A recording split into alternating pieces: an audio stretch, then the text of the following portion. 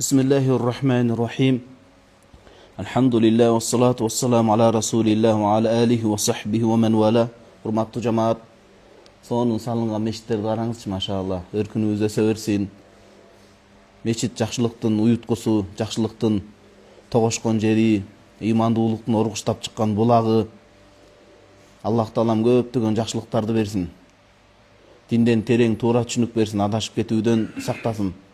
Пайдалуу илим берсин ага, амал кылууну насип кылган болсун.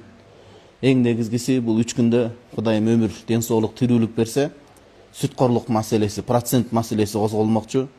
Жашообузду адалынан насип кылган болсун. Ушуну көбүрөөк дуа кылышыбыз керек экен. Пайгамбарыбыз саллаллаху алейхи вассалам 5 маал намаздын артында, тахажжуд түнкү намазда, таң заарда дуа кабыл боло турган учурларда. Аллахумма агнини би халалика ан харамик. Аллахым арамыңдан алыс кылып, адалың менен өзүң бай кылгын деп, мындайча айтканда адалга каниет кылган, шүгүр кылган жүрөк бергин, арамдан сактагын деп көбүрөөк дуа кылган да. Ханафи мазхабта аттын кашкасындай таанылган Абдул Азиз ибн Фиршита деген алым чыккан. Фиршита араб тилине бизге периште болуп кирген да. Карасаңыз сөздүн оңгусу. Фиршита периште болуп кирген. Ошол алым Муният Сайядин, мергенчилердин эңсеген китеби деген китеп жазган. Ошол жерде имам Хамзауи деген алым эң биринчи ок чыккан го. Ок чыкканда алгачкы рет. Ошол ок менен мергенчилик кылса адалбы, адал эмеспи деген маселени ошол китепте козгогон да. Эми ал жаңы чыгып атканда билесиздер да, мисалы кофе деле жаңы чыккан учурда мусулмандар ошону ичкен болобу, болбойбу деген да, изилдеп чыгышкан. Баягы кооптонуу болгон да, бул мас кылып койбойбу, кандай бул депчи. Ошол сыңары анан жанагы ок менен аңуулоого чыгуу, аңга чыгуу менен ал болот. Бул жанагы бычактын, кылычтын тездетилген ыкмасы болуп атат деп ошол китепте берген да. Анан ошол китептин кире беришинде Шейх Абдулазиз ибн Фиршита рахимахулла айтат, бир монда эреже сыяктуу сөз алганда, дайыма китеп окуганда Раматылык Чубак устаздан калып калган экен, жанагы эрежени ромбик 4 бурчтуктун ичине алыпчы, китепти жазып, сүйүп, жаттап окумайынча болбойт. Эреже ошо китепте айтат: "Ал-лукмату нутфатул амал". Лукма деген бир кесим тамак, бир үзүм, бир кашык тамак да. Бир үзүм тамак бул жакшы же жаман амалдын уюткусу дейт. Аталарыбыз, апаларыбыз айран уютат го, сары май уютат. Ошол бир үзүм тамак жакшылыктын уюткусу. Эгер адалдан пешине тер төгүп, адал оокат менен күн кечирип ошол оокатты, тамак ашты жей турган болсо, ал жакшылыкка уютку болот экен. Ал бир үзүм тамак көптөгөн жакшы амалдарга себеп болот экен да, уюп. Эгерде ошол Кудай сактасын сол кол арамдан боло турган болсо, арамдын башы билесиз да, сүткорлук. Шейхин кечирип коесуз. Сүткорлук. Же болбосо күмөндүү, шек күмөндүү нерседен жей турган болсо, ал жамандыкка себепкер болот экен. Адам баягынтып беш керек экен да. Мен намаз окуп атам, дуа кылып атам, Алла жолуна чыгып атам, илим алып атам, эмнеге менин дуам кабыл болбой атат дебеш керек. Эң биринчи Пайгамбарыбыз саллаллаху алейхи вассаламдан келип сураганда дагы, дуам кабыл болуш үчүн эмне амал жасашым керек дегенде, тойиб ва фи ривая атиб мат'амак такун мустажабат дa'ва. Баягы жеген тамагыңа көңүл бургун. Адалдан болуп атабы? Бирөөнүн акысына кирбей атасыңбы? Тамагыңдын адалдыгына карасаң, сенин дуаң кабыл болот дейт да. Ошон үчүн туугандар, анан бул биринчи нерсе. Азыр могу сөздүн башында шариаттагы эрежелерди мен сиздерге айтып өтсөм. Анан китепке киреше беребиз, сүткорлукка 3 күн бою сүткорлук сабагы болот. Бүгүн мисалы сабактын ирети тартиби төмөндөгүчө. Сүткорлук менен таанышабыз. Бул жерде Фатху Бабул Инаяда Шейх Мулла Аль-Кор Афганистандан чыккан, Меккеде айтчан чоң алым Ханафи айтат. Анан бүгүн сүткорлук менен таанышкандан кийин эле чүй дегенде Куранда сүткорлук боюнча кандай аяттар келген, ошого токтолобуз. Бишкектен атайын карекем жөнөтүп өткөндө китеп алдырдым эле, ошондо да 3-чү китеп калып калыптыр карекем. Баа чарчап атып, азыр 3-чү китеп телефондон сизге жөнөтүп койдум. Куран аяттарында сүткорлук туурасында эмне деген маселе козголгон, ошону толук окуйбуз. Эртең бир аз бул жерден улайбыз дагы, анан хадис, Пайгамбарыбыз саллаллаху алейхи вассалам сүйүктүү, Пайгамбарыбыз саллаллаху алейхи вассаламдын берекелүү сөздөрүндө, насааттарында сүткорлук туурасында эмне деп келген, ошону окуйбуз. Канча хадис келсе ишенимдүү тастыкталган. Ошону токтолуп туруп, анан бул жерден өкүмгө киребиз да. Эгер андай окубасак, биз андай таризде сабагыбызды алып барбасак, укканбыз, билебиз, бирок сүткорлукка келгенде, бир аз жашоо кыстап баштаганда моюнубуз жар бербей сүткорлукка кетип калып атабыз. Аны кечирип коебуз, эми сүткорлукту мурда кичине адамдарда ынсап болгон экен.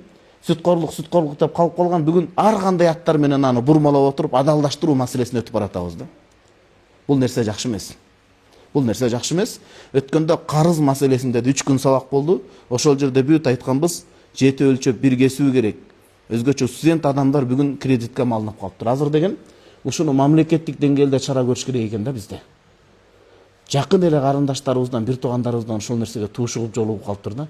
Студент болуп окуп жүрөт, кредит алууну жеңил кылып койгон, бул карызды алат, аны бул менен чаптайт, шапка деп коет турбай, аны муну менен чаптап отуруп, студент окуу жайда колледжде окуп аткан 2-курстагы студент кыздар, балдар 200 миң, 300 миңден ашык карызга батып калып атат да процентке. Өтө жеңилдетип коюптур да. Ошону өтө катуу көзөмөлдөш керек экен. Мисалы, азыр мамлекеттик саясатта Кудайга шүгүр жол эрежесине аябай кылдат тыкыр мамиле жасалып атпайбы? Карасаңыздар. Бул эң туура нерсе да. Эми биз ушул процент жагына өзгөчө студенттерди окуу маалында алар эми иштебесе, арасында эле баягы өзүнө жете тургандай майда иштебесе, ошолорго тыюу салына тургандай жолдорду каралыш керек экен да. Окуп жүрүп, бала окусу да алып кеткен, башкасы да алып кеткен 300 миң, 400 миң, 500 миң кредитке. Анан ушинтип таксыры деле, динден түшүнүгү бары деле, жогу деле, адалдап, тигинтип өзүнө жылчык издеп отуруп кете берсек, бул жакшылык алып барбайт туугандар. Бүгүн токтоп калышыбыз керек. Бүгүн алдын ала чара көрүшүбүз керек. Эгер жалпы түрдө биз кредитке малынып кала турган болсок, кечирип коюңуз, анда апаат кырсык. Бул эми жаман айтпай жакшы жок, Кудайым апаат кырсыктан сактасын. Жамандыкты чакыруу эмес, бирок анда баягындай айтат го улуу муундагы адамдар, өз убалың өзүңө депчи. Ошонун алдын алыш керек да. Анан сабактын башында унутуп кала элегинде бүгүн бир бүгүнкү күндөгү өтө чоң пайданы бөлүшө кетсем, күндүз жума күнү Түп районундагы бир айылдын атын айтпайын, берекелүү ынтымактын атына коюлган айылга барып жума хутба өтүп келдик да. Анан сабак жума хутба өтүп атсак, саптын акыркы тарабында ичкилик ичип алган киши отурду да. Айтабыз го сабакта, жаш баланы, мас адамды кубалабаңыз депчи. Эми караңыз, мечитти булгап койбосун, нажас кылып койбосун, бирок ал нафсинен качып Кудайга жалынам деп келди да. Укугубуз жоктан кубалап чыгууга ал инсандан. Чыкпаңыз, сизге атыр белек кылабыз деп имамдан алып атыр белек кылып, анан маселен бүтүп, эми азан айтылып намаз окур да чыгып баратат да дегишечи. Анан акырын чыгып, эмнеге чыгып баратасыз десем, карасаңыз сөзүн, мен нажаспын да, мен нажас болуп калдым да. Мешитти булгап койбойын дейт да. Эми ушул жерден бир саамга токтосок. Мейли адам мас экен, мастык, арак жаман нерсе. Ал адам нажас экен, кир экен, ыпылас экен. Бирок ал адамдын ыпыластыгын жууса болот. Эртең соолукса, өзүнө келсе, же кийимине булгап койсо кечирип коебуз. Аны жууса болот экен, жыты кетет, өң кетет башка. Мен өзүм аябай көзүмө жаш келди да, өзүмдү күнөөлөдүм да. А биздин жүрөгүбүздө нажас бар го. Текеберлик деген нажас бар. Эл көрсүн деген нажас бар. Ошол адам мас болуп туруп уялып атат, Аллах Таала жашооңузда мас адам менен да керек болсо сизге сабак айтып коет экен да. Мас адам менен да сизге үлгү көрсөт. Анткени ошол адам мен эми масмын деп мен намаз мейли маселени уктум. Намаз окуганга тактыксың деп чыгып атат да. Бизчи туугандар. Ар мечитте мейли сырткы тазалыкка көңүл буруп атабыз, Кудайга шүгүр. Бирок жүрөк ооруларынан тазаланып кирип атабызбы? Ар бир сапта сил окуп аткан адамдар жүрөгүнөн текеберчиликти жеңип атабы аракет кылып? Оңой эмес. Көрө албастыкты жеңип атабы? Ичтаардык, ичкүйдүүлүктү жеңип атабы? Анткени муну жууш кыйын экен да. Бигине жууш жеңил, а муну жууш өтө оор экен. Буга бир канча мээнет керек экен. Элестетиңиз? Аллахым ошондой сабак көрсөтүп кое берет экен да. Абдул-Кадир Жилани рахимахуллах өтө чоң олия алым болгон. Бардыгы моюндайт, даже мазхаб кармамаган кишилер да моюндайт да кишине.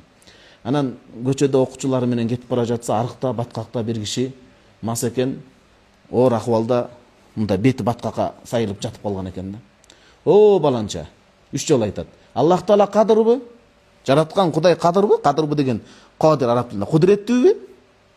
Кудуреттүү. Ушундай эле кыска сүйлөшүп атат да, мас адам суройлоп атат. Жараткан кудуреттүүбү? Кудуреттүү. Жараткан кудуреттүүбү дегенде кадимкидей берки олиялардын таажчысы болгон Абдул-Кадир Жилани куддиса сирруху кадимкидей оор акыбалда калды дейт. Ышкактап жаш болочу. Окуучулары, шакирттери түшүнбөй калды, муриттер эмне болду деп. Аллах Таала кудуреттүүбү? Мен ушул акыбалга алып келип койду, албетте.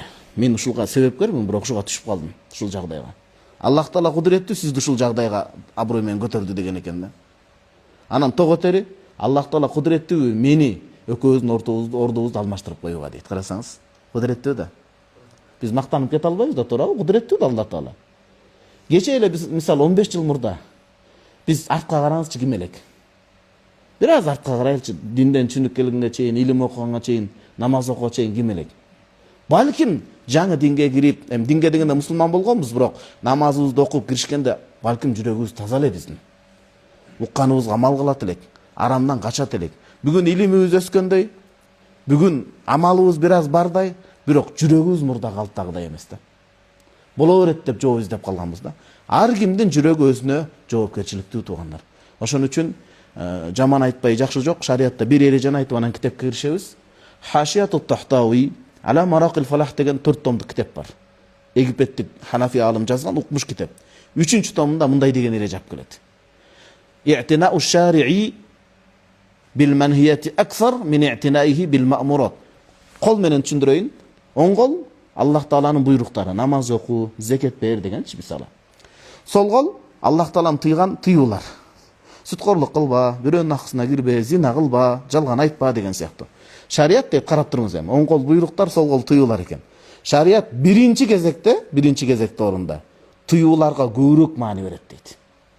Мындайча айтканда бул математиканы кандай түшүнөбүз? Ал киши эки сүйлөм менен айтып койгон. Жөнөкөйлөтүп айтканда, биз Аллах тыйган тыюу арамдан сактансак, өзү адал жолдо жүргөнүбүз ошол экен. Биз биринчи кезекте Кудай тыйган тыюулардан тыйылууга аракет кылсак, эми күнөөкөрбүз баарыбыз эле. Эч ким периште эмес, мен баш болупчу. Бирок колдон келишинче тыйылсак, ошонун өзү чоң сооп болуп эсептелет экен. Ушул математика туура экенде биринчи кезекте биз кыргыздарда карасаңыз сөз баккан эл. Жаман айтпай жакшы жок. Жамандыктан тыйылсак, ат-тахалли тасаввуфта да ошону айтат. Ат-тахалли ан-разаил. Биринчи жаман нерселерден арылабыз, анан жакшы сыпаттар өзү жугат дейт. Жердин мисалы. Аллах Таалам жерди мисал баарыбыз эле бала кезде көлдө көбүнчө билесиздер го, бөлүнүү эмес, картошка көп эгебиз. Мисалы жер эме мүмкүнчүлүк берген себептен. Биринчи колорадский жук чыгып калганда, күзүндө, кышында жерди терең айдап коебуз. Анча-мынча сууктан колорадский жуктар өлүп калсын деп. Жайында 2 жолу буякты мындай кылып айдайбыз трактор менен. Таштарын терип чыгабыз, отоо чөптөрүн терип чыгабыз. Мындайча айтканда, жер жарамдуу болсо, анан эккен эгиниңиз же сепкен үрөнүңүздөн бир үмүт кылсаңыз болот себеп катары. Анан жерди дайындабай туруп кымбат үрөнү сепсеңиз андан кыйын, бул акылсыздык болуп калат. Демек, ошол сыңаруу биринчи зыяндуу нерселерден алысташыбыз керек арамдан, ошондо адалга умтулат экенбиз. Анан жок, проценттен тыйылбай, зинадан тыйылбай, жалган айткандан тыйылбай, эркек башыбыз менен ушак айткандан тыйылбай, намаз окуп, сакал коюп, Алла жолуна чыгып, Алла жолунда сөз жок, умрага же башкага кылып жүрсөк, жанагы нерсе үстөм келип бузуп коет экен да бизди. Анан элдин көзүндө жөнөкөй бай карапайым. Ортодо турган адамдар бар да, динден эми түшүнүк, мындай болуп, улуу муундар мисалы. Анан алардын көзүнө дини өкүл болуп туруп, дини вроде бы буйрукту кылып атат, бирок тетигине да кылып койгон адам, шайтан ортодо турган адамдарга эки эсе жаман кылып көрсөтөт экен да. Эми ушулардын карманган дин ушул болсо койчу, мындай эле жүрчү дейт экен да. Ошого туугандар, математика ушундай. Аллахым баарыбызга мүмкүнчүлүк берсин арамдан сактанууга. Акыркы сөз, анан жанагы эрежени тастык кылып айтат Кур'ан-ы Каримден. Пайгамбарыбыз саллаллаху алейхи вассаламга Аллах Таала мындай деген хадисти берген да. Ма амартукум бихи, пайгамбар саллаллаху алейхи вассалам айтып атат, көңүл бурсаңыз, ма амартукум бихи фафалу минху мастататум. Мен кайсыл буйруктарды буйрусам Кудайдын атынан, күчүңөр жетишинче аткаргыланы дейт. Деген сөз, баардык буйруктарды аткара албайсыңар деген сөз экен да. Мисалы, ажылыкты бар айта албайт, анын үчүн байлык болуш керек, ден соолук чың болуш керек, туурабы? Мисалы, зекетти баардык аткара албайт, ага определенный бай адамдар болуш керек. Демек, мен бир буйрукту буйрусам, күчүңөр жетишинче аткаргыла дейт. Бул оң жак. Сол жакка келдик ба, арамга. Ва ма нахайтукум ан шейин, мен бир нерседен тыйсам, көңүл буруңуз, ынта коюңуз, фантаханку 100% тыйылгыла дейт. Демек, буйрук бул жерде көп, тыюу аз деген сөз да бул жерде. Ошон үчүн тыюуда бар исключение жок экен да, жеңилдик кара. Жок, минтикпай, дигинтикпай жок деген сөз жок экен. Тыюудан колдон келишинче тыйыласыңар, а буйрукту күчүңөр жетишинче аткаргыла дейт. Демек, тыюулар аз Кудайымдын буйругуна караганда деген сөз. Ушуга маани беришибиз керек экен. Жаш баланы деле чоңойткондо, жаман адаттардан сактап, жаман чөйрөдөн сактап чоңойтсок, жакшы адамдарды өзү таап алат туугандар. А бирок жакшыны айтып, жамандан сактанбасак, бузулуп кетиш коркунучу бар да. Бисмилла. Бул чакан кириш сөздөн кийин китепке киришебиз. Китеп эң кымбат баалуу басмалардын бири Фатху Бабил Иная деп, Бишархан Нукая, Орта Азия, Афганистандан чыккан, кийин Меккеде кайтыш болгон Ханафи чоң алым, мухаддис, факих, акыйда жаатында башка илимде. Шейх Муллал Кари рахимахуллахтын түшүндүрмөсүнөн. Фаслу фир риба. Риба деген сүткорлук болот. Жаттап алыңыз. Сүткорлук проценттин арабчасы риба болот. Риба эка менен. Риба. Анан аббаса мүмкүн болсо эртеңки сабактардан акырын эме досканы алып келсек болобу, схема чыгын, анан маркерлерин жаңылатып коелучу жакшы чуккандарын. Ар-риба. Сүткорлук менен таанышалы эми келиңиз. Ар-риба деген эмне? Лугаттан тилдик мааниси ал-фодлу ва зияда, ашыкча бир нерсе деген сөз. Риба деген шариаттык терминди кое туруңуз. Күнөөнү эмес. Риба деген сөздүн тилдик маанисин алсак, көбөйгөн, көбөйүү, жупташуу деген маанини берет экен. Риба деген. Мисал айтылат, ушул мааниде Куранда тилдик маанисинде келген, караңыз. Рум сүрөсү 39-чу аят. Аллах Таала мынтип айтат. Бүгүн окуйбуз ошону. Ва ма атайтум мир риба лиярбу фи амвалин нас фала ярбу индаллах. О адамзат дейт. О адамзаты. Силер адамдардын байлыгынан риба, процент, сүткорлук кылып, байын деп сүткорлук берсеңер дейт. Сырткы көз караштан байыгандай сезилген менен фала ярбу индаллах, Аллахтын астында байыбайсыңар дейт. Силер акчаны сүткорлукка берип, карызга берип, мөөнөттүн барабарынан акча өндүрүп, процент сүткорлук иш менен байын деп чала оюңарды ойлогонуңар менен ал Кудайдын астында өспөйт, өнбөйт, көбөйбөйт дагы дейт. Карасаңыз, тилдик мааниси да көбөйбөйт деген сөз. Васумия, анан ошо экинчи мааниси риба деген мындай бийиктик, бийик, уркуюп чыгып турган жер. Адырлар бар го, ошондой маанини туюнтат экен. Васумия ал-маканул муртафиу, бийик, уркуюп чыгып турган жер, робуатан, роба деп аталат. Эмнеге десе, башка жерлерден бийик болгон себептен. Мындайча айтканда, сүткорлук менен байыган адам элдин астында байдай сезилген менен ал бош деген сөз экен да. Кээ бир дөң бар го, бийиктей тоо сыяктуу сезилет, борпоң барсаңыз борпоң урап калат. Ичи бош, көңдөй. Ошол сыяктуу сүткорлук ушундай экен, аба, жел. Баллон бар го, биз баллон шарикти үйлөйбүз го. Ал шарик сыяктуу боло экен да бул. Сүткорлук менен байыгандай сезилет, бирок бир кичинекей тикенек же кичинекей ийне сайылса ал жарылып кетет. Эмнеге? Ичи бош, пустой, ичи аба деген сөз экен да. Жөн эле сыртынан жаш баланы алдагандай кеп экен бул. Кудайым сактасын. Бул терминдик мааниси. Риба деген көбөйтүү, жупташуу, бийик болгон нерсе дейт. Шариаттагы мааниси көңүл буруңуз. Шариатта бул эки түргө бөлүнөт. Азыр доска жок, мындай кылып түшүндүрөлү, жакшылап көңүл буруңуз.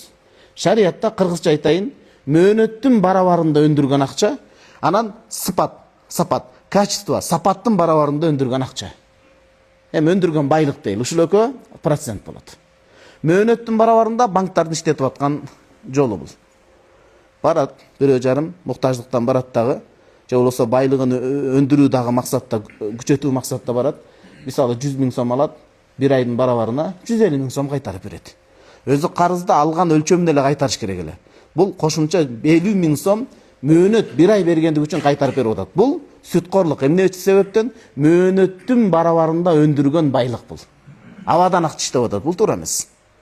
Бул материалистик көз караштын негизинде келип чыккан нерсе. Эмнеге? Мен 100 000 сом бир ай күтүп атпаймынбы? Мен пайда көрүшүм керек деп, Кудайга ишенбей, мондай материалдык нерсеге көргөн, конкреттүү нерсеге байланып калган түшүнүк да бул. Бизде келет, карызда да айтканбыз, 100 000 бир айга карызга берсе, ошончолук садага чапкан менен береке болот.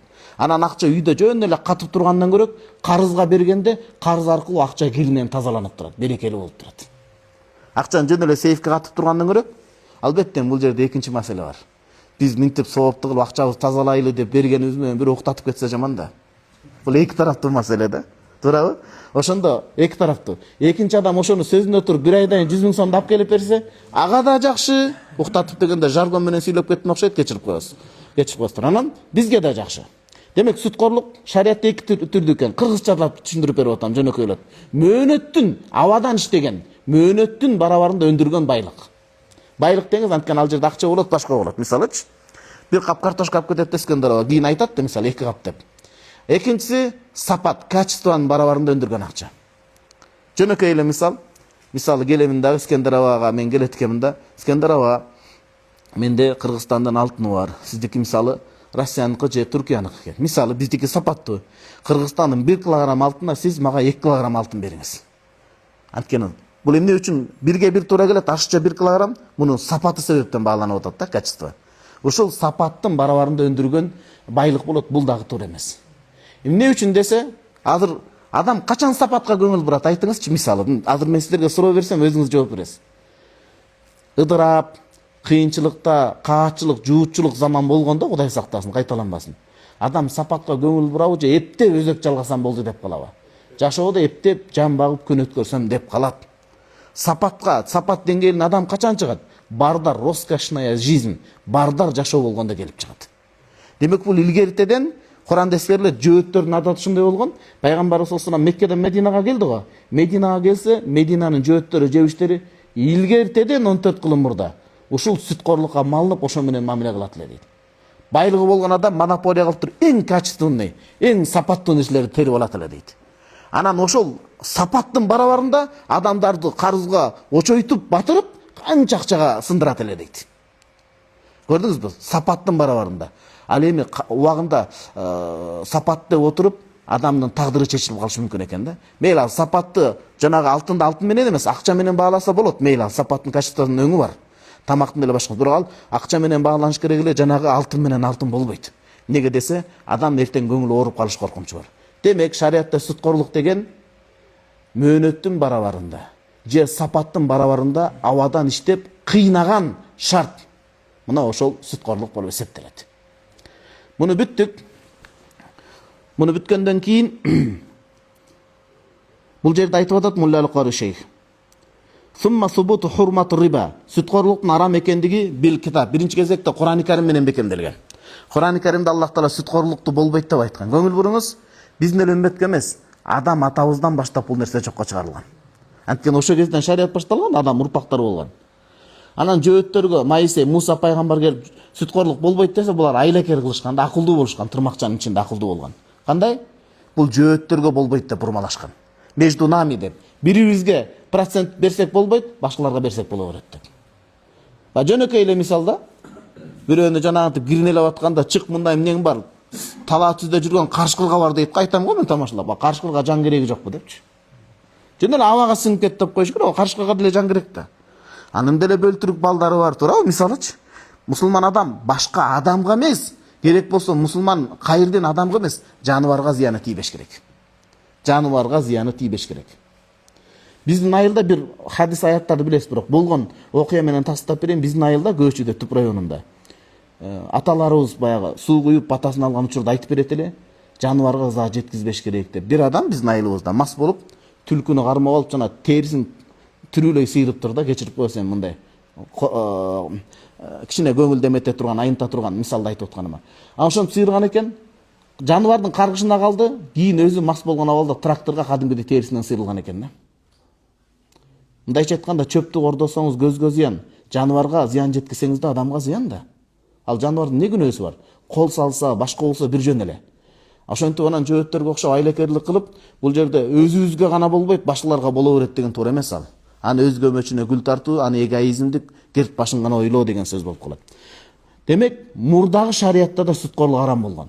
Ойлоп калбаш керек да, биздин шариатта эле арам экен деп. Мурдатан адам болгон, коом болгон жерде сүткорлук арам болгон. Эмнеге?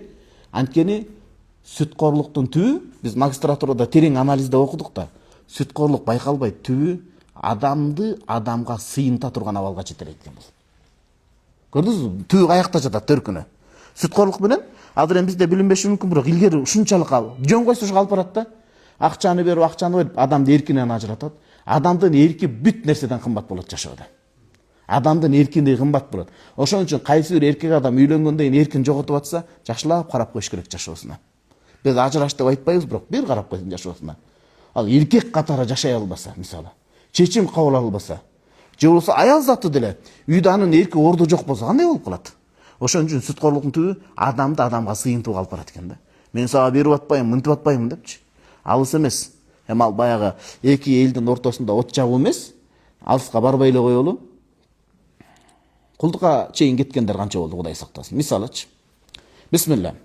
Кур'ан-ы Каримде арам болгон Наху каулихи таала, алдыда окуйбуз, ла таъкулур риба. Сүткорлукту жебегиле дейт. Али Имран сүрөсүнүн 130 аят азыр окуйбуз. Сүткорлукту жебегиле деп. Жана сүннөттө дагы келген дейт. Окуп коелу, азыр анан кезек беребиз. Бисмилла. Сүткорлук менен арам тамак жебегиле дейт. Экинчи, уабис суннати хадис менен дагы бекемделген дейт. Мисалы, Имам Ахмад, Имам Абу Дауд, Ибн Масуд радиаллаху таала анху пайгамбарыбыз саллаллаху алейхи вассалам хадисин жеткирип атат. Пайгамбарыбыз саллаллаху алейхи вассалам көңүл буруңуз. Лана акилар риба. Сүткорлуктун айынан пайда тап жеген адамды каргыштаган дейт. Каргыш деген, ланат деген эмне десе, Алланын мээриминен алыстатуу деген сөз.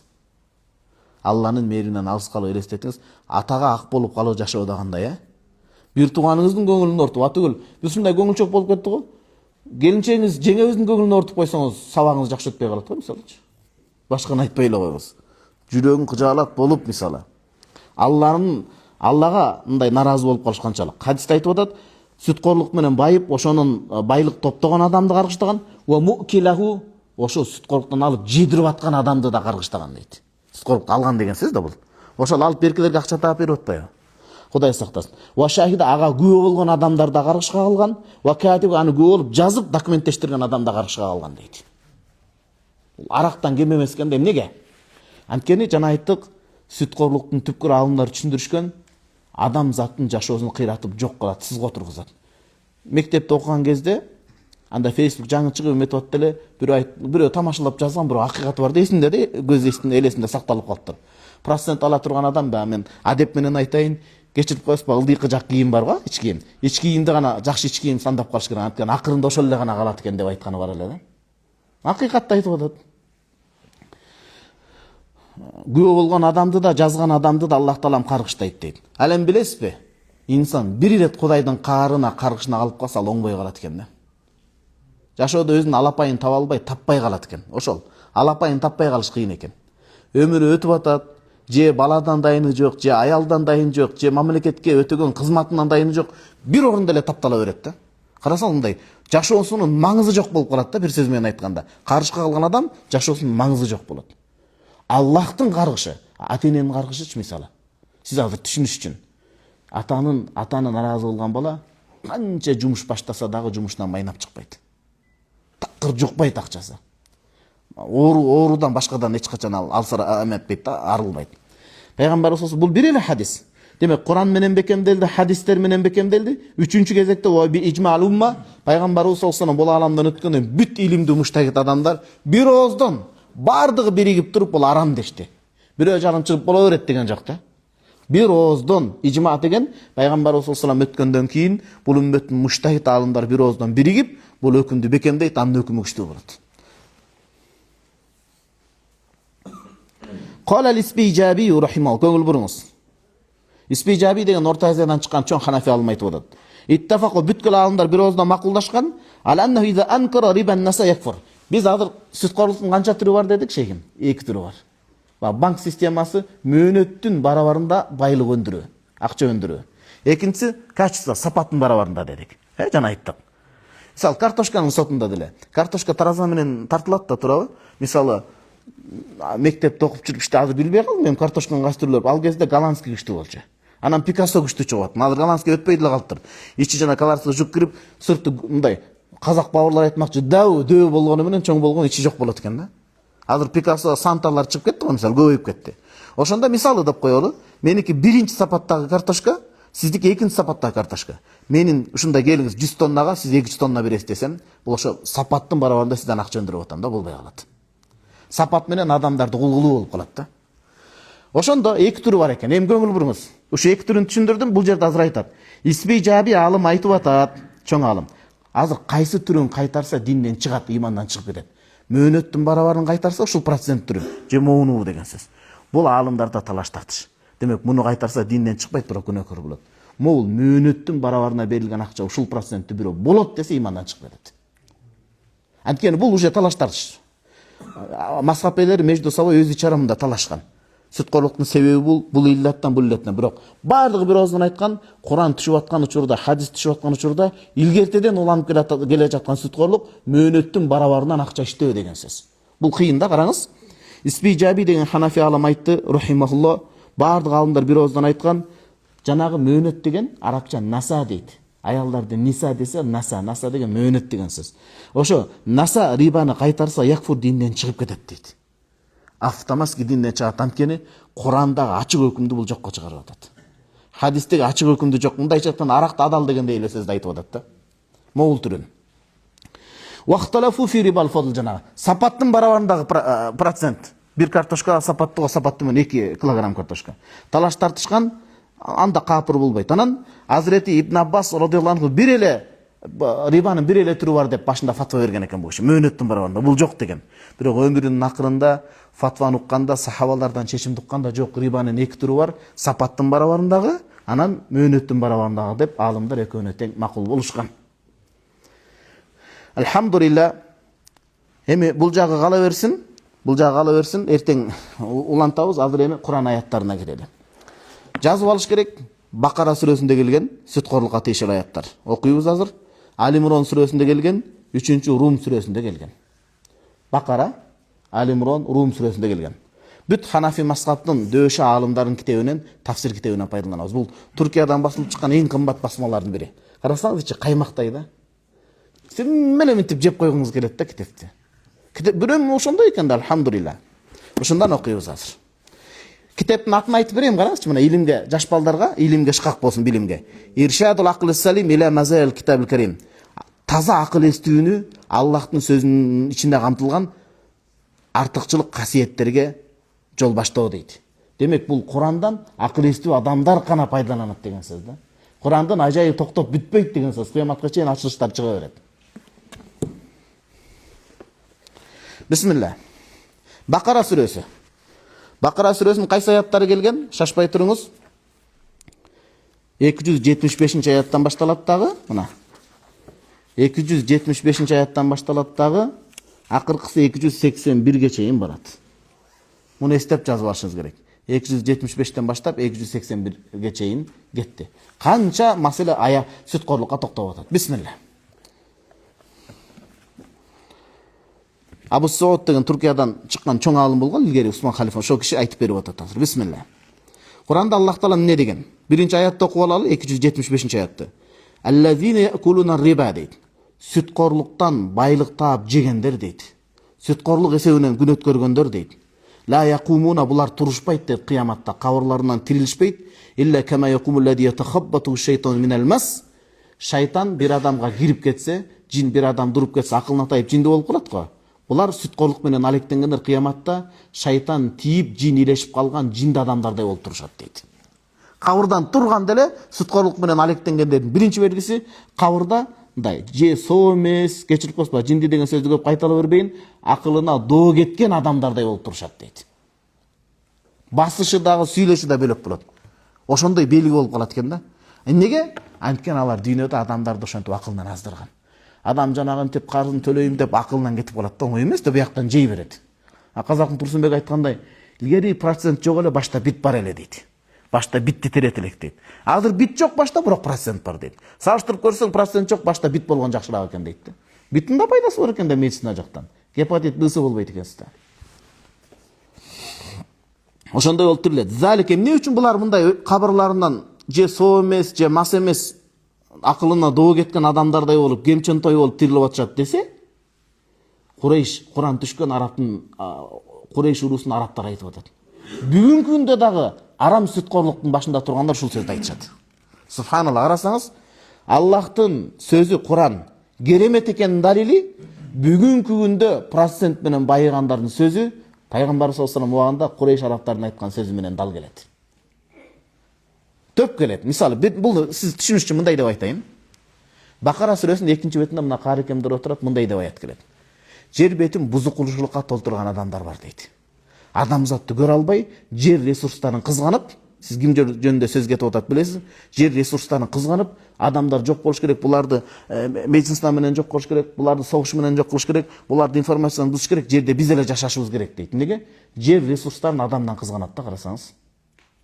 Адамды өзлөрүн адам санайт, башканы адам кейпиндеги кызматчы, кул санайт. Ошолорду 14 кыл мурда Алла Таала кылыгын ачыкка чыгарганда, алар дейт: "Эй, силер жер бетинде бузук кылып атасыңар, токтоткула, адамдар кандай кылбагыла, аларга да жашоого мүмкүнчүлүк бергиле" десе, "Калу иннама нахну муслихан". Жок, биз бузукчулар эмеспиз, биз жер бетинде оңдоочуларбыз деп айтат дейт. Жер бетинде оңдоочуларбыз деп айтат дейт да. Бул эки эсе күнөө да. Кээ бир адам бар го, мас болуп жана бүгүнкү таксырга бүгүнкү тиги жума хутбасында окшоп, мен масмын деп чыгып атса, демек анын бир аз ынсабы бар. Сезип атат. Мас болуп алып туруп жок десем эмне дейт элеңиз, мисалычы. Бул жерде да ошондой. Залика кечирип коесуң. Неге булар мындай оор акыбалда кабарларынан тирилип атат десе, биянда анткени убагында арабтар бүгүнкү күндө дагы ошол сүткарлыктын башында тургандардын сөзү бир кыл. Кол эмне деп айтышат? Карап туруңуз. Иннамал бай'у мислу риба. Өзү мындай болуш керек эле да, карасаңыз. Салыштыруу бар го бизде. Салыштыруу адал бул соода болуш керек эле. Арам бул сүткорлук болуш керек. Сүткорлук соодасы мал деп салыштырыш керек эле да негизичи. Соодада пайда табасың, сүткорлукта. Булар тетир айтып атат. Иннамал бай'у соода мислу риба. Сүткорлук сыяктуу адал деп атат.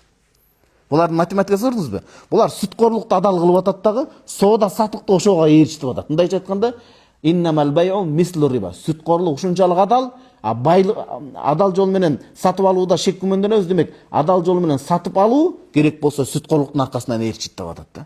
Мындайча айтканда, сүткорлук жашоодогу негизги киреш алып келе турган байлык деп түшүнүп атат алар. Алардын акыл кабыл албай атат да, кантип сен 100 000 сом акчаңды бир ай эч нерсе пайда өндүрбөй отуруп каласың деп. Алардын акылын кабыл албай атат. Карасаңыз. Ва ахаллаллахул бай, Аллах таалам айтат, соодан Аллах таалам адал кылган, ва харрамар риба, сүткорлукту арам кылган. Аны салыштырбагыла антип. Сүткорлук менен сооданын айырмасы бар. Фаман жааху мауизатун мин раббихи фантаха, кимге Кудай тааланын эскертүүсү келип, ал ошол нерсени угуп сүткорлукту токтотсо, фалаху ма салаф, мурдагы нерселер бүт кечирилет. Мурдагы сүткорлугу бүт кечирилет. Ва амруху илаллах, анын иши Кудайга ташталат. Ва ман аада, Кудайдан эскертүү келгенден кийин жараткандан кайра эле сүткорлукка кайта бере турган болсо, фа улайка асхабун нар, алар тозок ээлери болот. Хум фига халидун, көп убакытта тозокто азапталат дейт. Имандуу адам эми тозокто төөлүк калбайт, бирок алар элди ошентип кыйнаган үчүн, элдин шору, элдин тери менен байыгандыгы үчүн жонунан кайыштылып дейт го да китепте. Ошон үчүн алардын акыбалы акыбетте оор болот дейт.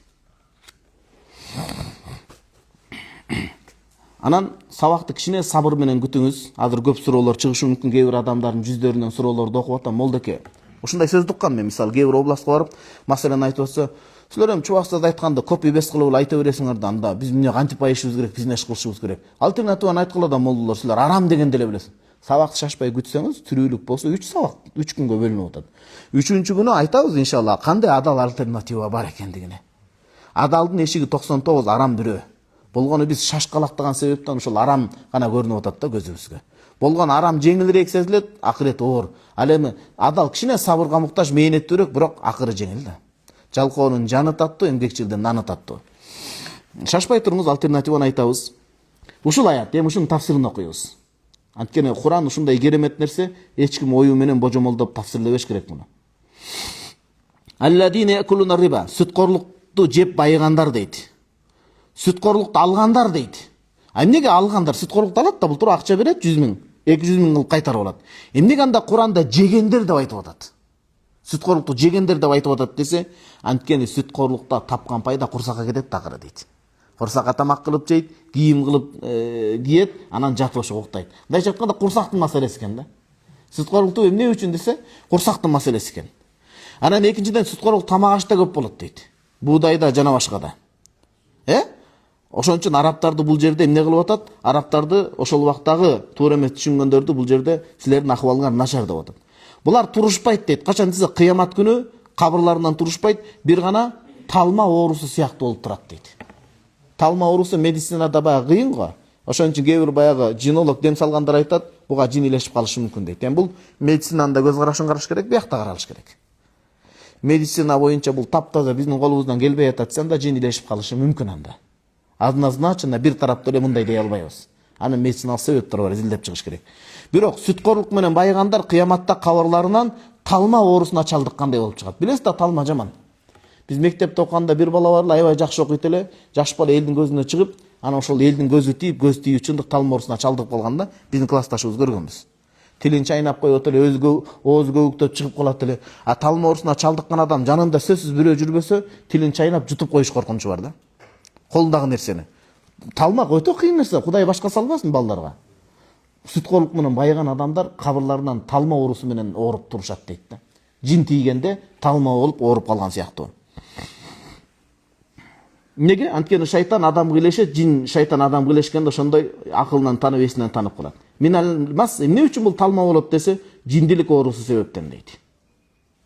Жиндилик оорусу. Демек, кабырлардан турушканда дагы, басканда да булардын акылы жайында. Акылы кемчонтой болуп жинде болуп аткан жок. Эмне үчүн анда булар ошондо талма оорусуна чалдыгып атат десе, Аллах Таала бул дүйнөдө арам сүткорлуктан жеген тамак ашын курсагында сиңирбей, бүткүл денесин талма оорусу менен оорутуп чыгат дейт ал. Жана курсагындагы жеген нерсеси кабырдан тирилгенде кайра курсагына топтолуп, ичине толуп жеген нерсесинин баары бүткүл ар бир клеткасына чейин талма оорусу менен оорутуп чыгат дейт. Кудай сактасын да, Кудай сактасын. Фаасқалу дейт, ошол арам тамак алардын денесин оор кылып басат дагы, булар же баса албай, же жүрө албай, анан кыяматта ар бир адам кылган амалы менен тирилет дейт. Сүткорлукту жеген адамдар ошондой жинди абалда болуп тирилишет экен да. Булардын белгиси ушундай болот экен. Зинакорлор башкача жаман жыт менен тирилишет. Ар биринин өзүнүн белгилери болот экен. Залик Аллах Таала айтып атат, булардын айткан нерсеси неге мындай болуп атат десе, булар айтып атат, соода өзү сүткорлук сыяктуу деп атат да. Карасаңыз, соода менен сүткорлук бир нерсе, экөө тең бир. Соода адалбы, сүткорлук да адал дейт экен. Неге десе, ли ифдахимал рибх, бул пайда алып келип атпайбы ошон үчүн дейт. Соода саттык менен пайда табасың, сүткорлуктан да пайда табасың дейт экен. Демек, сүткорлукту булар адалга санап чыгарып атышат. Карасаңыз, бир акча берип, $100 берип, $200 алып аткандай болуп атат да. Балким бул ошол убакта арабтар бүгүнкү күндөгү сүткорлуктун башында турган адамдар, карасаңыз, мамиледе сүткорлукту негиз кылат экен, а сооданы анын бир бөлүгү кылат экен да. Анткени соода сүткорлуктай байлык алып келбейт экен да. Мындай дүйнөбүй көз караштан караганда. А болбосо экөөнүн айырмасы бар. Аллах Таала жокко чыгарып атат, жок. Сооданы адалга чыгарган, сүткорлукту арам кылган дейт. Экөөнү тегиздебегиле. Мына мен силерге ачык айтып коеюн, туура эмес ой чыгарбагыла дейт. Кимге Кудай Тааланын эскертүүсү келсе дейт, сүткорлуктан тыюу эскертүүсү келсе деп атат да, Аллах Таалан тарбия кылып, ошондон тыйылса дейт, дароо тыйыла турган болсо, мурдагы күнөөлөрдүн баардыгы кечирилет, аны Кудай Таалага тапшырабыз дейт. Кимде ким бул күнөө ишке кайта турган болсо, бул тозок ээси болот дейт. Тозок ээси болот деген мулазимга тозоктун оту аны кубалап жүрөт дайыма дейт. Тозоктун оту аны кубалап жүрөт дейт. Алар тозокто көп убакытка калып калышат дейт. Эми аяттын уланысы туугандар, көңүл буруңуз. Кийинки аят. Бакара сүрөсүнүн 275 аят бүттү, 276-га кеттик азыр. Ямхакуллаху риба, Алла сүткорлуктун таш талканын чыгарып сызга отургузат, ва юрбис садакат, садакатты көбөйтүп берет дейт. Туура математика. Сүткорлук менен эмес, садака берип байыгыла дейтин альтернатива. Биз проценттин алдын алуусу үчүн колунда бар адамдар көбүрөөк садака чыгарыш керек экен. Мисалы, жана бүгүн Бирлик Вичка эски аты. Бирлик деген айылга барып жума кутуп өтүп калдык. Ошо айылдагы жашаган колунда бар адам канча жыл болуп калды билбейм, той өткөрө турган сонун жер куруп берип коюптур. Айылга. Өз чөнтөгүнөн той өткөрө турган жакшы жер куруп берип коюптур. Адамдар кыйналбайт экен да. Деги бар тоголот жакшынакка барып адал, жакшынакка барып тоюн ошол жерден өткөрүп, бүт шарты менен жасап берип коюптур айылына. Тойлорун өткөрүшүп, жаштар үйлөнүп, бактылуу болуп таркап кетишет экен. Ошол сыңар ар бир жашаган жерде бай адам, кимдин байлыгы болгон болсо, чындап муктаж адамдарды процентке муктаж кылбай, Кудай Тааладан сооп үмүт кылуу үчүн албетте ошону садака чыгарып өтө муктаждарына, калган орто абалдарына карызга берип турганы жакшыраак болот экен. Бул ошончо адамды сүткорлуктан сактаган үчүн ал адам сооп таап атат, акырети бай болуп атат деген сөз. Аллах Таала ошондой байлык берсин туугандар. Арамга чачып аткан байлык бар да, Кудай түшүнүк бербесе. Аялы 5 бала төрөп берген умрадан айтып беришти мага. Өтө атактуу Кыргызстанда известный атактуу адам 5-6 бала аялы төлөп берген экен. Ошол аялын ээрчитип барса болот эле. Ал аялын ээрчитип барбай, ойношун любовницасын Парижде, Эйфель башына бар го. Ошого ээрчитип барып, жанагындай жанат, ошо жанган учуруна канча байлыгын сарптап, ошого тизелеп роза гүл берип, анан ошентип эме кылыптыр да. Азыр таң калбаңыз да, могул андай адамдар каяктан чыгат? Түшүнүк бербесе кыйын. Ошол сүткорлуктан сактай турган садага бербеген адам, эгер ынсабын ойготпосо, ошол эле байлыгын арам жолго сарптап атат да. Эми жок дегенде жеңеңизди алып барса жакшы болмот эле да, 5 бала төрөп берип атпайбы карасаңыз. Ямхакуллаху риба. Аллах Таала аятын улансына, "Валлаху ла юхиббу кулла кафар насим." Аллах Таала ар бир күнөөкөр, капыр адамды жаман көрөт дейт. Ямхакуллаху риба. Аллах Таала сүткорлукту жок кылат дейт. Көңүл буруңуз, жок кылат дегени кандай? Язхабу би баракатихи. Сүткорлуктун берекетин жок кылат. Береке жок анда дейт. Береке жок деген сөз сызга отурат деген сөз да. Иштан эле калат деген сөз. Эгер иштаны калса, кымбатыраак иштаны болсо анысы деле кетип калышы мүмкүн экен. Анткени акча өндүрүш керек да анда, кымбат болсо. Wa yuhlikul mal alladhi yadkhulu fi sütqorluktan tapkan байлыктын барын Аллах Таала жок кылат экен. Анткени Кудайым касам ичкен экен. Ким sütqorluktan байлык тапса, аны жок кылмайынча койбоймун деп. Кудайым касам ичип атса, ким ал нерсеге каршы чыга алат? Элестетиңиз. Аны жок кылмайынча бул дүйнөдөн өткөрбөймүн дейт экен да байлыгынчы. Wa yurbis sadaqat алем садаканы Аллах Таала көбөйтүп берет дейт. Садака. Анан садака дегенде ойлоңуз. Мындай эле акчаны берди, абага сарптады. Карызга берүү дагы садака болот. Бул жерде садаканын көп мааниси бар. Карызга берүү, иш таап берүү да садака болот. Кече ким менен сүйлөшүп отурдук? Аббас абалар мененби мурда күнү. Ким айткан эсимен чыгып атат? Раматылык Чубак устазга там берип атат да. Сиз айттыңыз окшойт. Алла разы болсун. Өмүрбек абыз. Раматылык Чубак устазга там берип атат да. Ошондой аалым башы менен элге ушунчалык эмнеге сиңиптир десе, элдин көйгөйүн өзүнүн көйгөйү деп билишкен да. Анча-мынча адамдар кыйналып калса, ошого чейин жумушка таап беришкен. Кадыр бартты туура колдонгондо карасаңыз, деген кафенин башына салып, эгер мүмкүнчүлүк вакансия башка болсо ушуну жумушка алып кой, колунда өнөр бар экен депчи. Ичип кетпесин, тентип кетпесин, ажырашуу жолунда турат дегендейчи карасаңыз. Садака ошондой көп мааниси бар. Бирөөгө жумуш таап бериңиз. Жакшылыкта ортомчу боло бериңиз. Садаканы көбөйтүп берет деген Аллах Таала садаканы эселеп, ага берекесин чачат, жана садака аркылуу табылган байлыкты бул дүйнөдө көбөйтүп бербейинче жанын албаймын деген убадасы бар дейт. Сүткорлукту ноль кылмайынча, сыз отурмайынча жанын албаймын, садаканы жакшылыгын көрсөтмөйүнчө жанын албаймын дейт. Караңызчы. Пайгамбарыбыз саллаллаху алейхи ва салламдын хадисинде келген, Муснад имам Ахмадда, Бухариде, Муслимде келиптир. Көңүл буруңуз мына ушул хадиске. Инналлаха яқбалу садака. Аллах Таала садаканы кабыл кылат бендеден дейт. Карызды дагы. Ва юраббига, анан кабыл кылгандачы карызды көбөйтүп берет дейт. Биз бирөөгө $100 жардам беребиз, бирөөгө bir кулун беребиз, bir кой берип жардам беребиз, бечара аялга bir эчки берип жардам беребиз го. Ал эчки боюнча туруп калбайт экен да. Аллах Тааланы көбөйтүп берет. Кама юраб ахадукум, силердин бирөөңөр ушундай көз жоосун алган кулунду чоңойткондой эле Аллах Тааланын садакасы кыяматка чейин чоңойто берет дейт. Bir Алла жолунда чыгарылган садака кыяматка чейин чоңоюп кете берет экен да. Адам таң калат экен да, мен кулун эле бердим го дейт экен, ал жерде канча бейлеп кетет экен, элестетиңиз. Аргымак үйүр.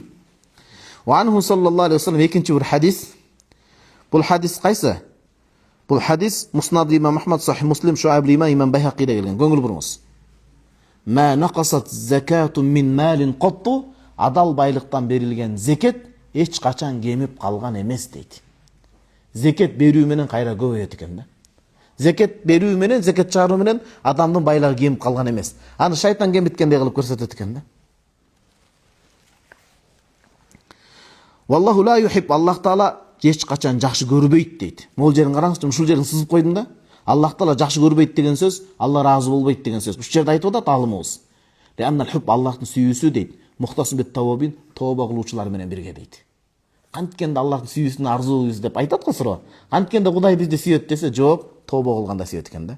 Кудайдын сүйүүсү тооба кылгандар үчүн. Буга чейин ким сүткорлук менен байыды башка болду, эми ошону токтотуп, башка адал тармакка кире турган болсо, иншалла Аллах Таалам бергесин берет. Карасаңыз, кулла каффарин, каффар деген эмне? Ар бир арамды адалга чыгаргандар дейт. Сүткорлукту арам сүткорлукту адал десе, ал дагы имандан чыгып кетиш коркунучу бар да, өзгөчө жанагы мөөнөттүн барабарында. Асим токтотпой күнөө кылгандарды Аллах Таалам жаман көрөт дейт. Анан ортодо аят башкача келди да, убакыттар 278 аятка келдик. Катуу аят, көңүл буруп туруңуз туугандар. Өттө азыр катуудан катууга кетип атабыз да. Я айюхалладина аман, о имандуулар дейт. Иттакулла, Кудайдан корккула. Ва зару ма бакия минар риба ин кунтум муъминин, чындап имандуу момун болсоңор, сүткорлуктун калганын токтоткула, кечкиле деп атат. Чындап иман келтирсеңер, сүткорлуктун калганын болду эми токтоткулага жол бербегиле деп атат да. Дагы карасаңыз, Аллах Таалам канча аяттарды алып келип атат тууган, карап көрүңүзчү. Кээде бир тууганыңызга жалынып ийесиз го, оңолчу депчи. Жигит болчу, монда өзүңдү жоготпочу дейсиң го бир тууганыңа күйүпчү. Сен деген чөкпөчү, бардыгы жакшы болот дейсиз го. Аллах Таалам бизге канча аяттарды келип атат. Субханалла, адашып кетпесин деп билет, анткени адам ошол нерсеге кетип каларын. О имандуулар, Аллахтан корккула дегени, Аллахтын азабына дуушар болуудан жаныңарды сактагыла деген сөз. Жана калган сүткорлукту таштагыла деген сөз адамдарга ошо акча берип, ошону көбөйтүп алам деген акчаңарды көбөйтүп албай эле өз акчаңарды гана алгыла деп атат. Эгер кааласаңар кайра кыйналбаса кечип койгула деп атат. Эгер чындап момун болсоңор дейт. Анткени чыныгы ыйман Кудайдын буйругун аткарууга түртөт деп атат. Эми коркунучтуу жерине келдик. 279. Молдок отуруп алып коркута өйрөткөндө эч ким келбей койго болот. Эми бул менин сөзүм эмес, Алланын сөзү. Алла коркутуп атса, демек ал коркунучтуу нерсе. Ушундай эле кабыл кылыш керек. Аны биз бурмалаган акыбыз жок, гумандуу болуп, мээримдүү болупчу. Аллах катуу айтабы? Демек ошол катуу нерсе да. Аллах жумшак айтып атат, демек ал жумшакка ылайыктуу нерсе. Анан биз катууну бурмалап жумшак кылып, анан жумшакты катуу кыла турган кимбиз биз? Адам ошол акыйкатка барат баары бир. Fa in lam taf'alu, эгер ушунча баяндап айткандан кийин дагы сүткорлукту токтотпосоңор, fa'zanu bi harbin min Allahu rasuli, Аллага Алланын элчисине болгон согушка каршы тургула дейт. Дуэл. Аллага Алланын элчиси болгон согушка камдан кыланда дейт. Туугандар, чоң аксакал Египеттеги алымыбыз бар, 100гө таяп калган, 97 жашта, ошол айтат. Суннатуллахи фил каун дейт. Могу китептин бетин бул ааламдын тегиз бети десек, анан ааламдын бетинде жакшы жашаган инсандар болот, кемчиликтүү тооба кылып, бирок чектен ашкан текебер мыйзамды бузган адамдар болот экен да, жараткан мыйзамы мындай. Текебер. Фараон мен чоң кудаймын дегендей, Намруд мен эң чоң кудаймын дегендей. Ошого окшогондор чыкканда эмне кылат десе, Аллах Таала эң залымдардын залымын эң алсыз макулугу менен жок кылат дейт. Бул Аллахтын эрежеси дейт. Карасаңыз, Намруд бул боюнча документальный фильм дагы чыккан. Көрүп койсоңуз болот, Намруд деген. Ибрахим алейхиссалам дорунда Ирактан чыккан, дүйнөнү эки мусулман башкарган. Биринчиси Сулайман алейхиссалам менен Зулкарнайн, эки мусулман эмес башкарган дүйнөнү дейт. Александр Македонский көбүн алган тарыхта. Анан Намруд деген, Намруд ибн Канаан. Бул башчы болуп жүрүп, бир күнү токойго барып, шайтан менен жолугуп, шайтанга жанын саткан. Эгерде шайтан айтат, келишим кылганда, мага жаныңды, душаңды сата турган болсоң, мен сага дүйнөнүн байлыгын убада кылам деп. Анан сыйкырдын негизинде Вавилондо мамлекетин түптөп, анан сыйкырчысы келип айтканда, бүгүн мамлекетинде бир эркек бала төрөлөт, бүт эркек боюнда бар аялдарды өлтүрүп калбасаң, фаякуну халакук алая деп, ошол бала сенин түбүңө жетет, мүлкүңө жетет деген. Аллахтын буйругу менен Ибрахим алейхиссалам сакталып калат. Бир башка эркек боюнда барлардын бардыгы тегиз өлгөн да, кызы дагы баласы да Кудай сактасын. Ошондо Намруд өзүн кудаймын деген. Шайтан ошондой алдап койгонда, өзүн кудаймын деген. Ибрахим алейхиссаламга келгенде, анан бул мамлекетте тамак таркаткан. Каатчылык болгондо, арында тамак таркатканда башкача союлу болгон, падышачылык турган. Тамак бергенде башын уруп туруп, мен киммин дегенде, сен менин жаратуучумсуң, кудайыңмын дегенде тамак берген. Ар бирине башын уруп туруп анан тамак берген. Анан Ибрахим алейхиссалам бой жетип, башын уруп, сен кимсиң дегенде, мен киммин дегенде, сен Аллах жараткан макулуксуң, бир жансың деген. Дегенде жаалы чыкканда анан айткан. Кана Аллах деген ким, айтчы мага дегенде, Робби аллади, Куранда келет, юхи ва юмит. Менин жаратканым тирилтет, өлтүрөт. Тирүүлүк ыроолойт, өлүм берет дегенде, мен дагы аны кылам деп эки кулдап келген дагы, бирөөсүн өлтүрткөн, кечирип кой, сен муну эфирде айтпайын, экинчисинин башын бошоткон. Ибрахим алейхиссалам айтканды, Инна Робби ати бишамси наваш, менин жаратканым күндү чыгыштан алып келет, кана сен күндү батыштан чыгартчы деп. Же болбосо бир адамды өлүп кайра тирилтчи деп, ал колунан келбейт да. Анан улуу от жагызып, анан отко катапульт менен ыргыткан да. Ал мухим, ошентип адамдардын башын уруп жүрүп, канча чектен ашып, канча мүмкүнчүлүк берилген тобого. Мен кудаймын деп өзүн жалгандан ишенип ушу акыры Аллах Таала анын Ибрахим алейхиссалам аскер менен каршы чыгам дегенде, мунун аскерлерин багын чымын-чиркей талкалап жок кылган да. Чымын-чиркей. Чегиртке эгиндерди каптаса канча болуп кетебиз, туурабы туугандар? Чегиртке каптаса апаат болуп калып атпайбызбы? Каатчылык, жутчулук заман болуп, Кудай сактасын. Анан мунун кулагына кичинекей чымын-чиркей кирет дагы, катуу мээсине кирип ызылдаганда урмайынча токтогон эмес да. Бул тарыхта так жазылган маалымат. Уруп отурган, анан бара-бара ызылдаган күчөгөн, катуу урганда өзүнүн союлу менен урганда гана токтой турган. Акыры 400 жыл жашаса, 400 жыл ошон токмок жеп жашап, акыры катуураак ургула болбой калды, ошо менен кайра жок болгон да.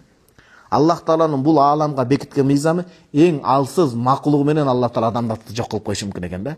Чектен ашкан адамдарды. Бул жерде ошону айтып атат.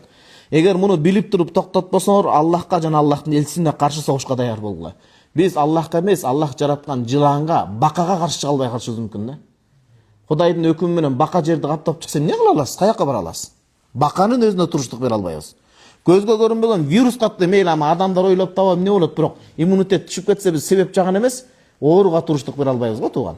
Грипп болуп калыңызчы эмне болосуз, туурабы? Фаин лам тафал кылбасаңар дейт. Кудайдан коркуп, сүткорлуктун калганын таштабасаңар, арам деп билбесеңер, моюндабасаңар, Аллахка болгон согушка каршы тургула дейт. Ва ин туп темеми тобо кыла турган болсоңор, берген гана акчаңарды алгыла, калгандарына зулумдук кылып талап кылбагыла. Эми ошол карызды алган адам бере албай атса, мөөнөттү күткүлө, мөөнөт күтө албай атса, кечирип койгонуңар жакшыраак дейт. Кечирип койгонуңар жакшыраак дейт. Анан акыркы аят 281 сүткорлукту айтып келип туруп акырында карасаңыз, ваттaqu yawman turja'una fihi ilallah, Аллага кайта турган күндү эстеп Кудайдан коркула дейт. Эртең бизди да табутка көтөрүп кетет да, элестетиңиз. Кандай адамдар жаназабызга келет экен эртең, Ар бирибиз келиңиз мындай эле ойлонуп көрөлчү. Бул коркут үркүт эмес, өлбөй калган эч ким жок да.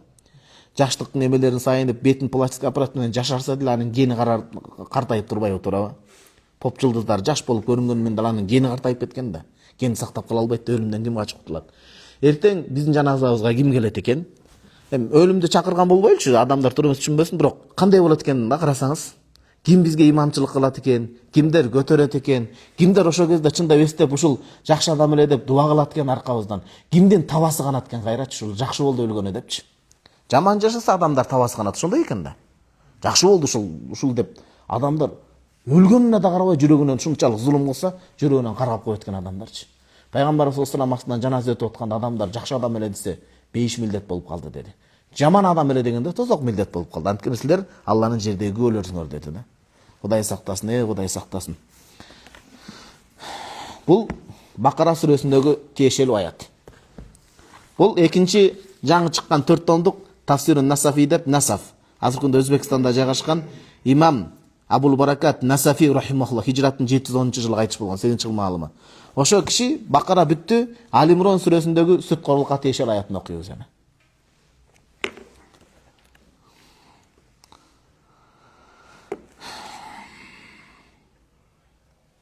Али Имрон сүрөсү 130-аят. Я айюхалладина аману, о имандуулар, ла таъкулу риба ад'афа мудаафа. Сүткорлукту оозуңар толгончо жебегиле көбөйтүп дейт. Бул башында биринчи түшкөн аяттардан. Үстөккө босток 10 манжаңарды 10 колуңар салып жебегиле дейт. Мындан анан тетрисин чыгарып алып, бир аз жесеңер боло берет дегенди чыгарып албаңыз, бул башында түшкөн. Аракты биринчи, аракта көп зыян бар, аз пайда бар. Анан намазга келгенде аракты ичпегиле, анан мындай деп акыры толук жок болду, бул ошондой болуп атат да башында. Сүткорлук көп очойтуп жебегилесе, кичине жеп турса болот экен да, мындайча айтканда $100 берип алып, $110 алса болот экен да дебеңиз да. Бул башында түшкөн нерсе. Ваттакуллаха лааллакум туфлихун, Кудайдан коркула, балким ийгиликке жетерсиңер дейт. Аятты караңыз. Бул имам Насафи рахман айтып атат, сүткорлуктан тыюу болуп атат. Эмнеге? Анткени арабтар ошо кезде жөөттөрлөрдөн таасир алып, үлгү алып, алардын экономикасы укмуш жанагындай бир мисалы карыз берсе, мисалы 5000 сом берсе, 20000 сом кылып алат эле дейт да. Каныбек романын окугандар барбы? Каныбек романын окусаңыз канча кулдук болуп кетти. Кулдуктан баш чыкпай калды да. Мукай Элебаев атабыздын Узак жолун окугандачы биз билбей калдык. Тынчтыктын кадыр баркын билбейбиз. Бияктан булар кубалап, бияктан бияк замберек атканда, ортодо сууда, чек арада сууда калып калганда, урпагын, келечегин, элин сакташ үчүн кыздарына эркек баланы кийгизип, беттерин тилип, эркек баладай кылып сактап калышкан да. Карасаңыз, кулдукка сатылып кеткен ошо бир мондай нерсегечи, адамдын баркы калбай калган да. Азыр биз кандай нанды ысырап кылып атабыз, Тамак желбей эле калып атпайбы бүгүн? Анткени алардын бирөөсү дейт, карызды төлөй турган мөөнөт келсе минтип айтат эле, караңыз. Карызга акча берет эле, карыздын мөөнөтү келгенде минтип айтат эле. Карызыңды бергин дейт эле, же бербесең, мисалы $100, мисалы 5000 сом берсе, 10000 сом кылып кайтарыш керек эле да бир айдайын. Бир айда 10000 сом болуп кайтара албаса, дагы бир ай берем, 20000 сом кылып кайтарасың дейт эле дейт. Кийинкисин дагы созот эле. Ошон үчүн ынсабыңарды жоготуп жебегиле деген ушул экен да. Ошойтуп жебегиле. Кудай Тааладан коркула дейт. Балким ийгиликке жетерсиңер деди. Карап туруңуз эми. Ваттакун нара аллати уиддат лил кафирин, капырлар үчүн даярдалып койгон тозоктон сак болгула дейт. Капырлар үчүн, кайырдиндер үчүн. Карап туруңуз, муну окуйун, ар бириңиз көңүл буруңуз. Кана Абу Ханифа радhiyallahu якул. Биздин мазхаб башчыбыз имам Абу Ханифа рахимахуллах айтып атат. Биз бактылуубуз ошондой мазхабта болгонубузга. Имам Абу Ханифа рахимахуллах алымыбыз бизде пайгамбарыбыз саллаллаху алейхи вассалам сүннөтүнө жетелеп баратат да. Мисалы биз сыймыктанып атабыз, Абдулла шейх, Чубак устаз, Апчык устаздар бизге чыгып калганына шүгүр деп, туурабы элибизге. Имам Абу Ханифа рахималлах көп айтат эле мынтип. Караңыз. Могул 131-сүрөсү Али Имрондун капырлар үчүн даярдалган тозоктон коркула деген ахвафу аяти фил Куран, Куранда эң коркунучтуу аят ушул дейт. Жүрөктүн ушун алып чачта карта турган эң коркунучтуу аят ушул. Эмнеге десе, анткени бул аятта Алла Таала момундарды капырлар үчүн даярдалып койгон тозокко түшүп каласыңар деп эскертип атат да. Эгер сүткорлуктан тыйылбасаңар, жөн эле тозок эмес, капырлар үчүн даярдалган тозокко түшүп каласыңар деген коркутуу болуп атат дейт.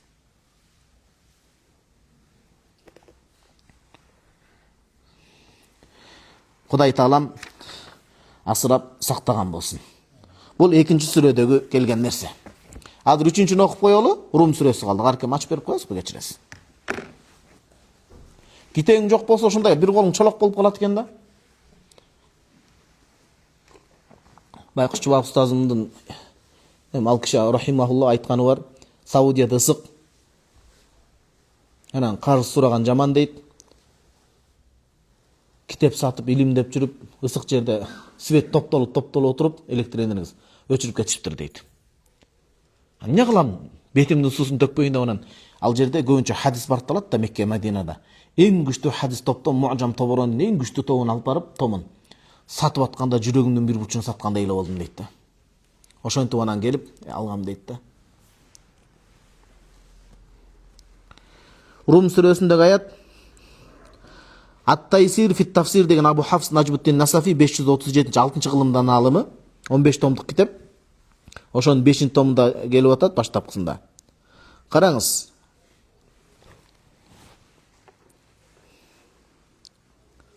Мына Рум сүрөсүнүн 39 аяты, сабакка катышкандар жазып атасыздар.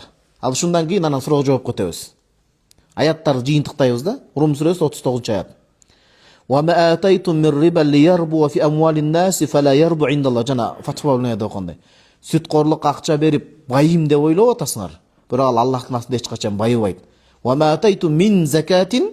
Бирок зекет чыгарсаңар, турийдун ачыгы Аллахтын ыраазычылыгын көксөп зекет чыгара турган болсоңор, فَأُولَئِكَ هُمُ الْمُضْعِفُونَ. Ушуну Аллах Таала көбөйтүп берет дейт. Зекетти чыгарыш керек. Анан зекетти чыгардым деген күн бактылуу күн да тууган. Ошого мындай да, аба, мен жеңил ушул жерин түшүндүрө кетейин. Ислам дининде зекет неге бар десе, адамдар жалкоо болбой иштесин деген сөз. Иштебесе ал каяктан зекет топтой турган байлыкка жетет, туурабы? Демек мусулман адам тың болсун жашоосунда деген сөз. Тың болсо анан ал зекет чыгарат. Анан ал берген кол алган колдон жакшыраак деген ушул. Ошон үчүн баарыбыз аракет кылалы, эки шарт. Шариатка ылайык келиш керек, адал, мыйзамды бузбаш керек. Шариатка каршы болсо ал өспөйт, мыйзам бузсаңыз темир тордун аркасына түшөсүз. Ошол эки нерсени сакташ керек дагы, зекет бере турган мусулмандардан бололу. Зекет бере турган туугандар, Кыргызстандын зекетин берип, калбай калса кошун өлкөлөргө, калбай калса Африкага берели да. Анткени Африкада $50 мусулман динин сатып ачкачылыктан башка динге өтүп атат. Элестетиңиз. Биз биякта нандар желбей калып атат, аякта мурда $50, азыр $20 түшүп калыптыр дейт. $20 сатат экен. Жанагы хадис бекеринен эмес да, бул алсыз хадис, бирок маншаратка барат. Кадал факру айякуна куфра. Кедейчилик капырчылыкка жетелейт дейт. Биз курсагыбыз ток болгончу могу маселелерди сүйлөп отурабыз. Ачкы болсо азыр эч ким келе албайт да бияка басып. Ачкы болсо нан табыш, адам жырткыч болуп калат экен да, катуу ачкачылык келгенде. Ат-Тайсир фит тафсир эмне дейт? Көңүл буруңуз. Кимдир бирөөгө дейт, акчаны көбөйтүп алуу үчүн зекет сүткорлук кыла турган болсоңор дейт, Аллахтын астында өспөйт. Көбөйтүп да бербейт, сооп да болбойт. Бул дүйнөдө сызып отурасыңар, акыретте эч кандай сооп таппайсыңар. Ал эми зекет бере турган болсоңор, Аллахтын ыраазычылыгын максат кылып, анда байлыгыңарды тазалайсыңар жаман нерседен. Акыретте бийик даражага жетип Алла Таалага жакын болосуңар дейт. Аллах Таалам иншалла зекет берүүчүлөрдөн кылсын. Бүгүн сабакты жыйынтыктай турган болсок, биринчи сабакты сүткорлук менен тааныштык. Анын эки түрү бар экен. Кайсы түрүн кайтарсак, билип туруп чанса имандан чыгат, аны билдик. Анан Куранда Бакара сүрөсүндө, Али Имрон сүрөсүндө, Рум сүрөсүндө келген сүткорлукка тиешелүү маселелерди окудук. Убакыт ушул учуп кетет экен. Эртең иншалла хадистерди окуйбуз. Укмуш оор хадистер келген. Аны туура кабылдаш керек. Мен колдон келишинче адеп менен өтө сөздөрдү таап, Кудай мындай бир сөздөн жаңылтпай, туура айта турган сөздөрдү насип кылсын. Эртең ошону өтүп алсак, бир чоң ашуу турат астыбызда. Анан китепке киришип кетет элек. Туугандар, азыр эми суроо жооп. Кимде суроолор болсо берип калыңыз.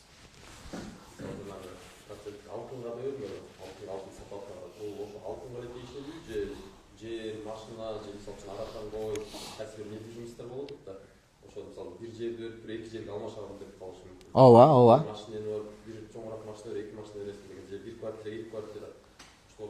Ооба, мисалы жер маселесинде престижный жер, мисалы шаардын орто жери, ошол жердин бир жер тилкемине сен чет жактан 2-3 бересиң деши мүмкүн. Бул да сүткорлукка кирбейби? Өтө сонун суроо бердиңиз. Бул Кудайым буйрса бул жерде кирет сүткорлук ба, сапаттын сүткорлугунда иллаты себеби эки нерсе болот. Таразада тартыла турган же сыйымдуулук менен өлчөнө турган нерсе болсун. Жер ага кирбей калат. Же тараза албайбыз, же аны мешөктө өлчөй албайбыз. Демек андан башка таразага салынып өлчөнүп, сыйымдуулук бир идиш көлөм менен сатыла тургандын баардыгы сүткорлукка тиешелүү болуп кетет экен. Жер маселесинде ал адамдын эрки экен. Жер маселеси ага кирбейт, ал адамдын эрки. Машиненики деле. Машинеде бизде азыр темирге гана өткөзгөндө салмакка тартпаса салмакка деле тартылбайт. Ал башы менен эсептелет да, машиненики боло берет. Мисалы, эртең Кудайым буйрса, мен сиздин машинеңизди сатып алып турган болсом, мындай такуу адамдын, зикир менен жүргөн адамдын машинесин мен алайынчы, ордуна 2 берейинчи дешим мүмкүн да. Мисалычы, ал жарай берет. Ал таразага менен да өлчөнбөйт, сыйымдуулук менен да өлчөнбөйт. Өтө өзөктүү суроо, бул уже алдыда келет, бирок сиз жооп алдыңыз. Темирдин өзү кирет да мындан тараза менен. Анан кызыгы жумуртканы кошо кетейин. Жумуртка кээ бир араб өлкөлөрүндө Искандерова штучный сан менен саналбайт экен. Килограммдап сатылат экен. Жумуртка килограммдап сатыла турган жерде сүткорлуктун эмесине кирип калат. Жанагы үйдөгү домашний деп атпайбы, үй шартында чыгарылган 20га 5 килограммга үй шартында эмес, башка тармакта чыгып калган 10 килограммды алмаштырам десе сүткорлук болуп калат. Бирок биздин үрп адатта ал тараза менен тартылбайт да, баш менен эсептелет. Биздикинде баш бир жанагындай үйдөн тартылганга башка экини алмаштырсак боло берет. Сөзсүз. Тамдан бир сыйра жооп алдыңыз да. Алдыда келет буйрса. Арашан кирет. Эти салмагы тартылып атпайбы шегим? Саны менен болсо өткөндө айтпадыкпы, кыймый депчи. Эти менен сатсак келет. Койду эт менен монтип келсе азыр алдыда окуйбуз. Арашан койду бир арашан койго баасын алмаштырса боло берет, ал сан менен кетип атат. Бирок арашан койду моундай этке деп туруп талап кылса даяр турганда уже сүткорлук келип чыгат. Бирок башма-баш алмаштырса боло берет. Айтып коелучу, анан арашан маселесинде ким пайда таап атса, мейли ал эми, аны ким эч ким тыйып аткан жок.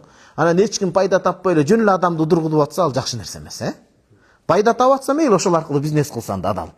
Анан пайда таппай эле жөн эле адамдарды ызычууга салып аткан болсо, ал жакшы эмес. Анткени биз ушундай эл экенбиз, кичинекей болгондо тез эле бир нерсе мындай көтөрүлүп түшүп туруш керек экен да. Мындай зеригип кеткен калкка окшойбуз да. Бир нерсе интрига болуп турбаса болбойт окшойт да. Тынч бир калыпта өмүр сүрүүнү үйрөнүшүбүз керек экен да. Мындай кетипчи, мындай кылбай.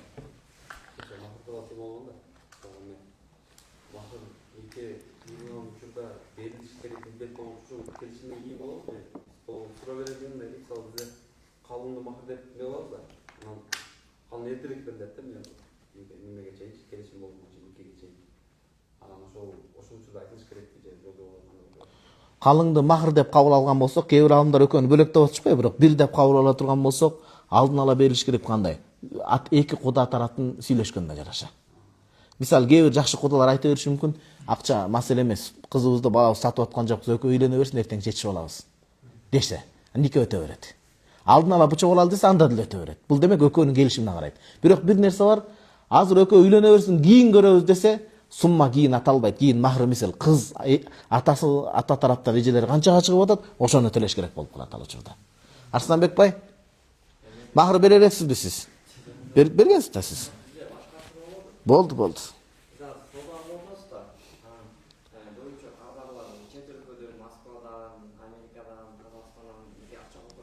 Ооба.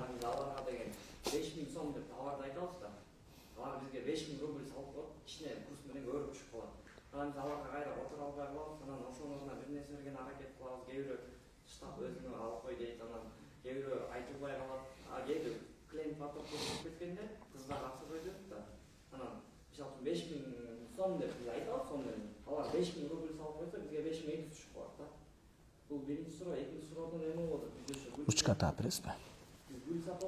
Ооба.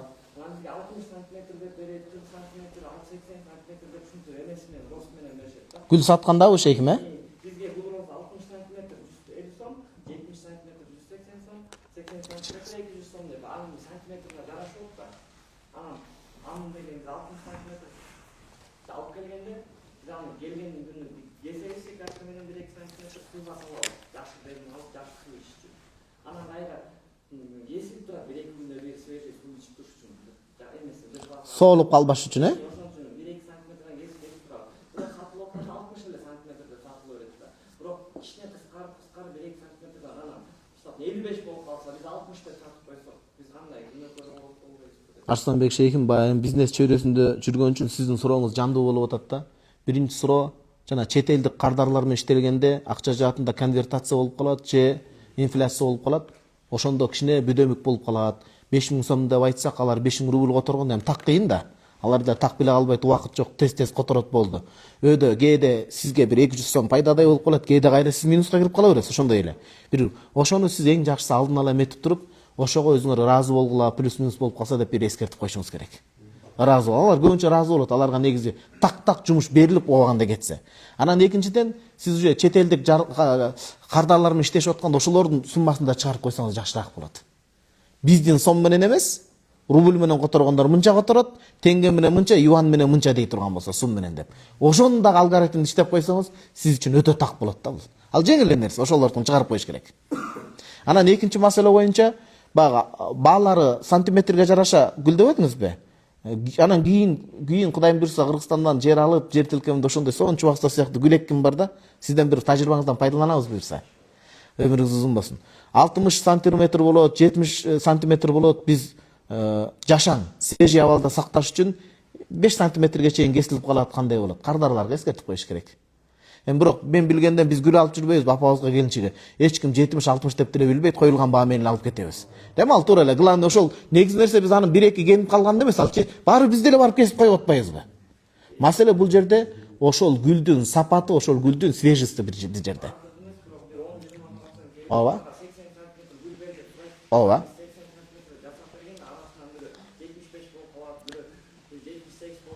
Ошону эскертип эле коёбуз, болду. Сиздин акчаңыз арам болбойт болгону эскертип коюш керек. Бул сизге жашаң, свежий сакталыш үчүн, жыт бериш үчүн биз ушундай кадамга барабыз. Кандай дейсиз деп ошону гана алдынан бир сурап коёбуз, болду. Аны өттө эле ошо гүл жаатын сизге окшоп билгендер сурабаса, калгандарыбыз алганыбызга эле маз болуп чыгып кетебиз го. Гүлдү алып атканда акбабыздын сүйүнүп, келинчегибиздин күлүп атканын элестетебиз да биз. Ооба. Алар. Анан бир жолу ошонтип Бишкектен келинчегим жанагынтип Мухаммад менен детская больницада жалда жатканда ошонтип орус улутундагы апабыздан алып калсам таң калат да, Кудай ото. Кыргыздардан да гүл алгандар бар экен депчи. Биз ушунчалык албай кеттикпи же ал апа көргөн эмеспи? Алабыз бизге. О, молдолор күчтүү романтик болот, жудайам романтик болот. Шамдан куфтанга чейин сабак берет. Анан бияктан бияка барганга чейин 12 болуп кетет. 12 болуп кетсе да бирге чейин романтика кылып басып чыгат шейхим. Кечиресиз, бирөө кол көтөрүп атты беле? Шейхим. Карызга сөйлесеңчи, анан мындай жүрөсүң да карызга көргөндөн бирок тигил жооп мен деген мындай ыраазычылыгын билдирип кош берейин десе кандай болот? Шейхим, ошо үрп адатта сиңип калбаш керек. Ар бир мисалы чолпон атада алган эле адам кошуп берген шарт кылбаш керек. Сиз талап кылып кой десеңиз да болуп өз көңүлүнөн чыгарса болот. Бирок арасында намек кылып кой эми кой десеңиз болбой калат шейхим. Ушундай го, сиз да билесиз го? Алейкум салам.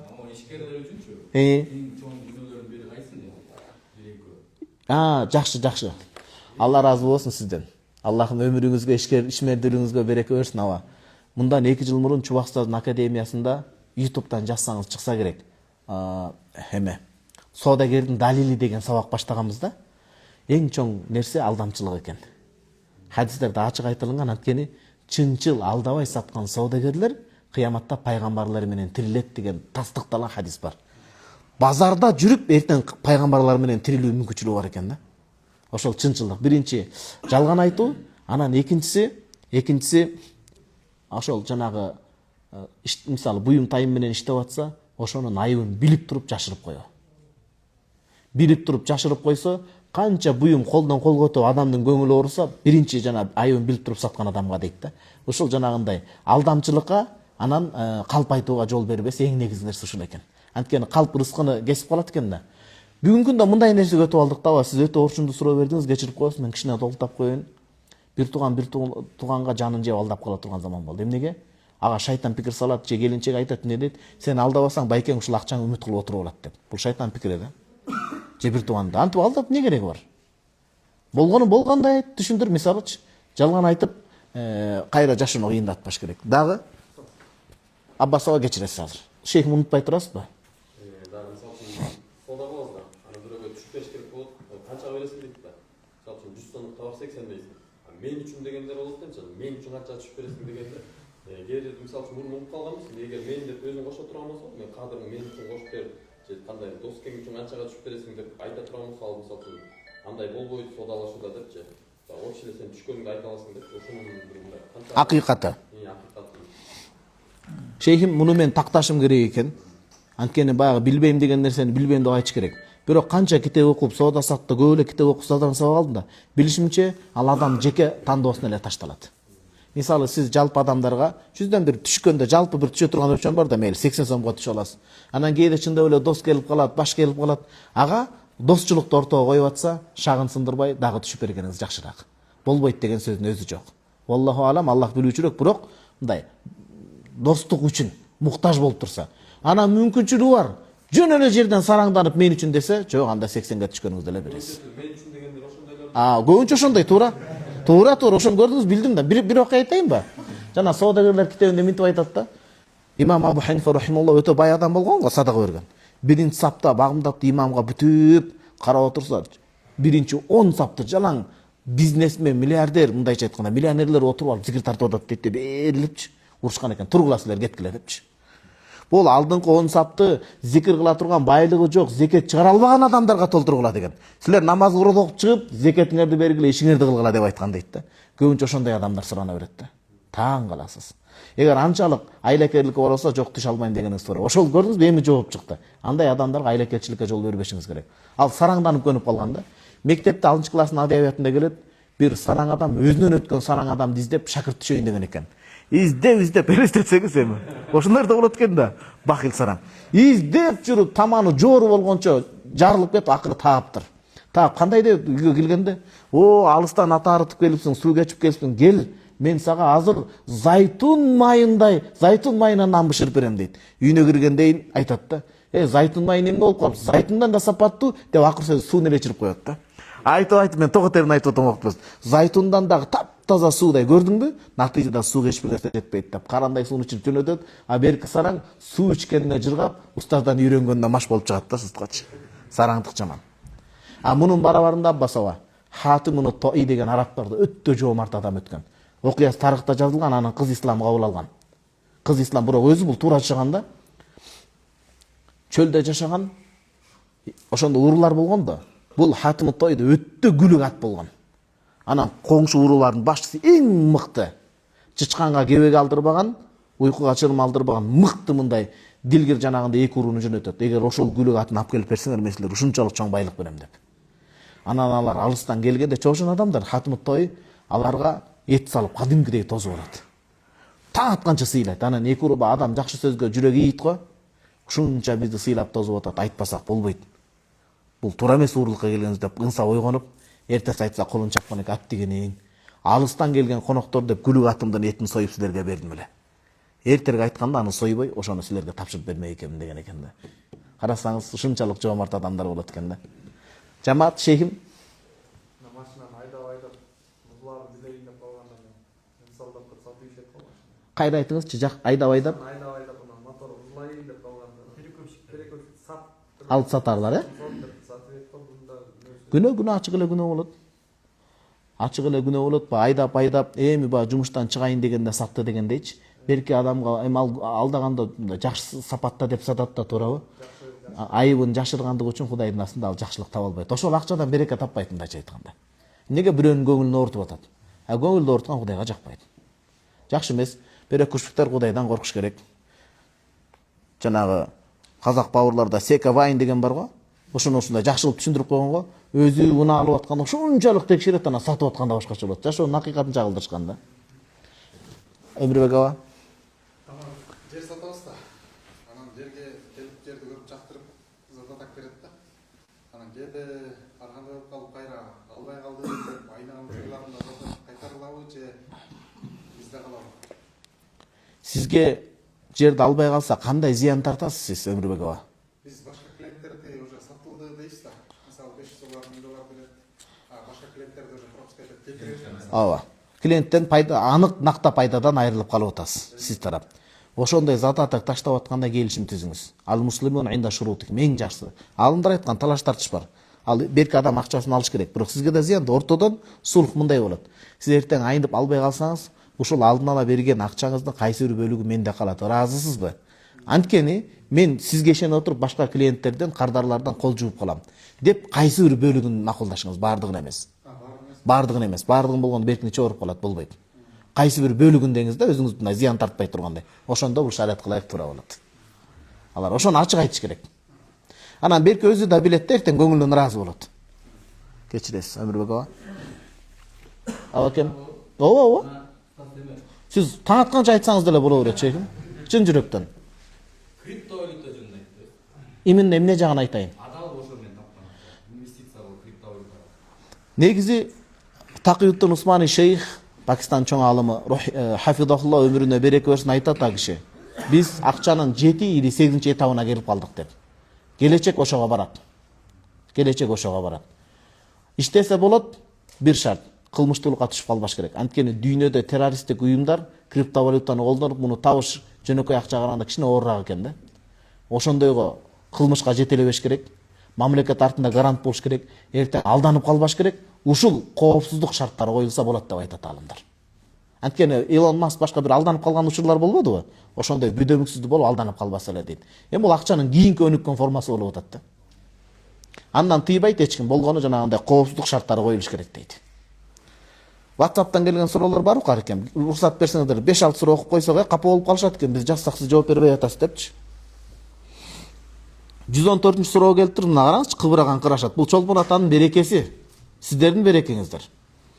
Ассаламу алейкум, кандайсыздар дейт. Менин суроом бар. Азыр американский YouTube менен акча таап баштады. Ошол бизге туурабы? Тапкан акча адал. Эгер адал болсо, балдарымды окутсамбы дегем. Американский YouTube менен акча таап. Бул кандай түшүнсөк болот, американский YouTube? Видео тартышат, ошо кичинекей балдар мультикемелерди көрөт да, ошол көрүш үчүн тартып беришет.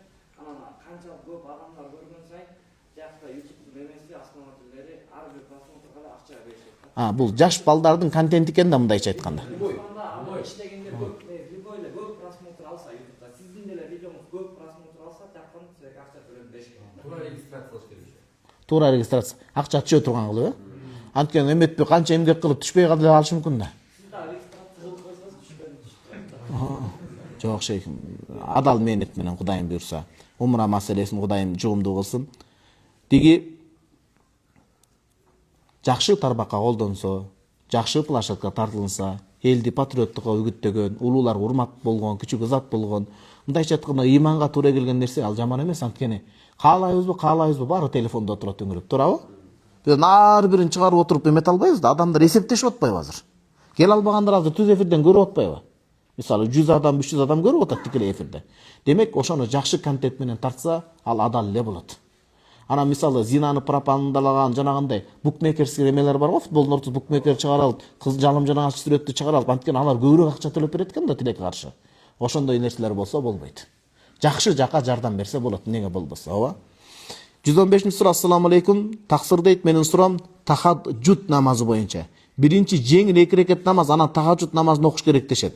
Ошондо биринчи рекетте ниетте эмне деп айтылат? Тахиятул узу деп оксо болот, жок? Биринчи 2 рекет жеңил окуп, анан тахаджуд окуп кыйындатпаңыз. Түндө турдуңуз, куфтандан баштап багымдатка чейин тахаджуд боло берет. Кээ бир алымдар айырма алган, уктап турганы жакшыраак деп. Уктап турганга чейин да окусаңыз боло берет, куфтандан кийин дагы. Жок, кадимкидей эле 2 рекет тахаджуд окуй беребиз. Биз азыр олия боло элекпиз. Ошон үчүн жеңилден баштай берели. Кийин ыйманыңыз күчтүү болуп кетсе, анан деген окуйсуз. Азыр 2 рекет тахаджуд окуй бериңиз. 116-суроо. Ассаламу алейкум устаз, сизге суроом бар. Өтө зарыл. Синдром Даун оорусуна шек болсо УЗИ боюнча баланы алдырып салса болобу, жоңуңузга муктажмын. Бул жана китеп калып кетти үйдө. Ошо китепте дүйнөлүк аалымдардын конференциясы болгон Меккеде. Ошол жерде минтип айткан. Синдром Дауна, ДЦП, аутизм, оорулар көп экен баланын. Ошондой оору боло турган болсо, бир жерден эле текшертпес керек. Аппараттан мүчүлүштүк чыгып калышы мүмкүн экен да. 3-4 жерден текшертиш керек. Анан текшергенде мусулман врачтарга текшерткен жакшыраак. Жок дегенде Кудайдан корккон. Алар колдон келишинче баланы алдырып сал дебейт экен да. А башкалар алдырып сала бер деп коркот, айта бериш мүмкүн да. Кете бер деп жок. Кудайдан корккан ишеничтүү врачка 3-4 жерден текшериш керек. 3-4 жерде тең ушундай болуп калат бала десе, 120 күн боло элек болсо бул ата-энесинин каалоосуна тапшырылат деп Меккедеги аалымдардын немесинде айтылган. 120 күн болуп кетсе, ага жан бүттү, Кудайдан самаш керек, ал андай да болбой калышы мүмкүн, 50 анда тобокел кылыш керек ал жагын. Ооба. 117-ci суроо.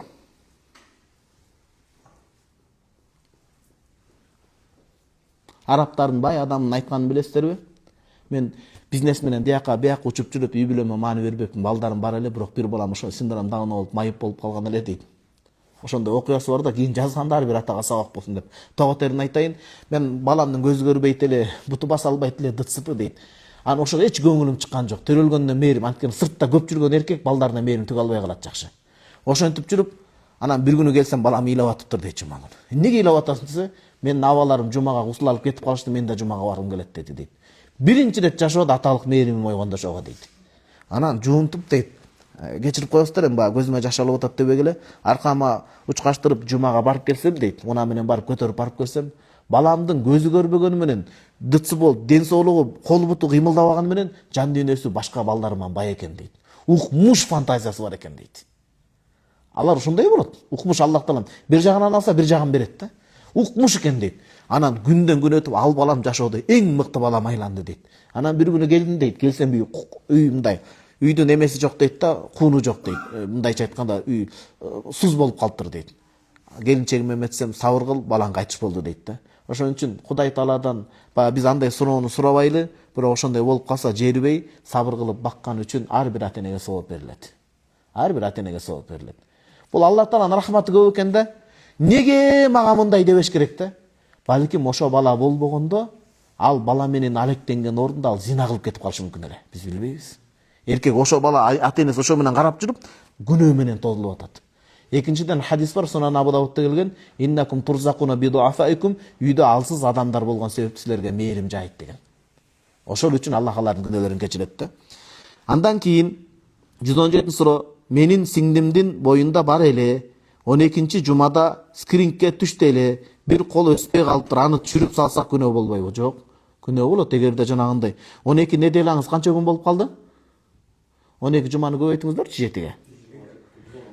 116, 120-га жакындап калыптыр. Жок. Ал кээде ошентип бала колун катып деле кое берет экен. Билесиздер, жана УЗИде азыр так жанагындай эле чыгып калбаса, азыр өнүгүп кетип атпайбы күндөн күнгө. Жанагы кыз дегени эркек чыгып калат, эркек деген ошо бала да уяттуу болот кадимкидейчи. Ошон үчүн жок. Бир колу жок болуп, бирок канча ишти кылгандар бар. Мисалы Ника Вуйчич жана башкалар. Баса албай башка кылып жүрүп дүйнөгө канча дем берип атат. Мисалычы, канча мусулман болуп атат. Ошон үчүн жок. Бир бала, бир колу деп элестетиңиз, сиз бир колу деп кескениңиз менен ар жакта соо бутун кескилейт анын.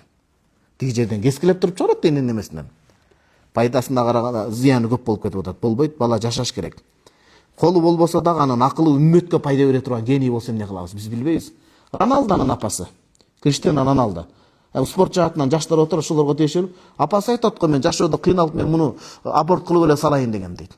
Бүгүнкү күндө атасы алкаш болуп өтүп кеткен, бир туугандары бар, карындаштары бүт турмуштан ажырашып келип отурат, ошо баласы азыр багып атат апасын.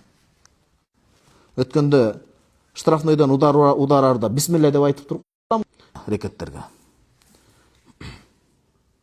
118. Таксыр, ассаламу алейкум устаз. Айыл жергесинде жашап гусулду бузуп, анан ага шарт жок болсо эмне кылабыз? Аллах ишиңизге ийгилик берсин. Сизге да ийгилик берсин, күйөөңүзгө көбүрөөк ийгилик берсин. Неге? Сиз айтыңыз, мен кагаз короп айтайын. No деңиз, качан гусулкананын шартын түзүп бересиң, анан yes болот деп айтыңыз. Ошондой. Анан гусулкананы түзүп берип эле сен күнөөкөр болосуң, тандырда турган жерде чакырса да келиш керек деген менен жеген намаз бар ар жакта. Сиздин акыңыз азыр 10 мүнөттүк экен. Ар жакта Кудайдын акысы күнүнө 5 маал намаз бар. Ошон үчүн no my husband, мой муж нет деп туруңуз. Анан нет дегенде эркек айрасы жок, тез эле куруп салат, көрөсүз го? Анан yes дей берсеңиз курулбай калып кетет ал жерде. 119-чу суроо, эмне кылыш керек анан башка? Ошого барыш керек чара аял киши. Аял кишини ойлош керек, үйлөнгөнгө чейин ошончо гусулкана куруш керек. Бизде айылда Мекенаба деген бар. Аббаса көрүп калдыңыз го? Алла разы болсын, айылдын тоогунун этегинде жашайт, бирок эң укмуш шаардагыдай шарт тесип берип койгон да. Ошол үйгө келин болуп түшкөндөр бактылуу дей берем да мен. 119 суроо. Ассаламу алейкум устаз, арыбаңыз дейт. Мен Баткен областынан жазып жатам. Атым Эламан, 9 айлык балабыз бар. Келинчегимдин боюна бүтүп калыптыр. 5 жумада экен, аялым менен балам кыйналып кала тургандай. Баланы алдырып салганды ойлосом, жан дүйнөм шуулдап кетип жатат. Акыл насаатыңызды айтсаңыз рахмат дейт. Дарыгерлер менен кеңешиңиз. Педиатр дейбиз да, баланы караган. Дарыгерлер кеңешип, балким кээ бир 9 айдагы бала бакубат бала болот, күчтүү. Тамак эрте кире турган. Балаңызды текшертип, келинчегиңиз менен барыңыз. Биз ошол жаатта жумшайбыз. Ошол мусулман ишеничтүү дарыгерлер эмне десе, биз молдолор ошону айтабыз. Анткени бул алардын иши. Бул алардын иши. Жок, бала бакубат, тамакка башкага көнүп кетет, баланы алдырбаңыз десе, Кудай берип аткан баланы алдырбаңыз. Кээде жок, фигурам бузулуп кетет, тулку боюм. Жок, азыр муну баа албай калам деп баланы түшүрүп сала берип, бүгүнкү күндө итак тамагыбыз алсыз, эненин эртең боюна бүтпөй калса эмне болот?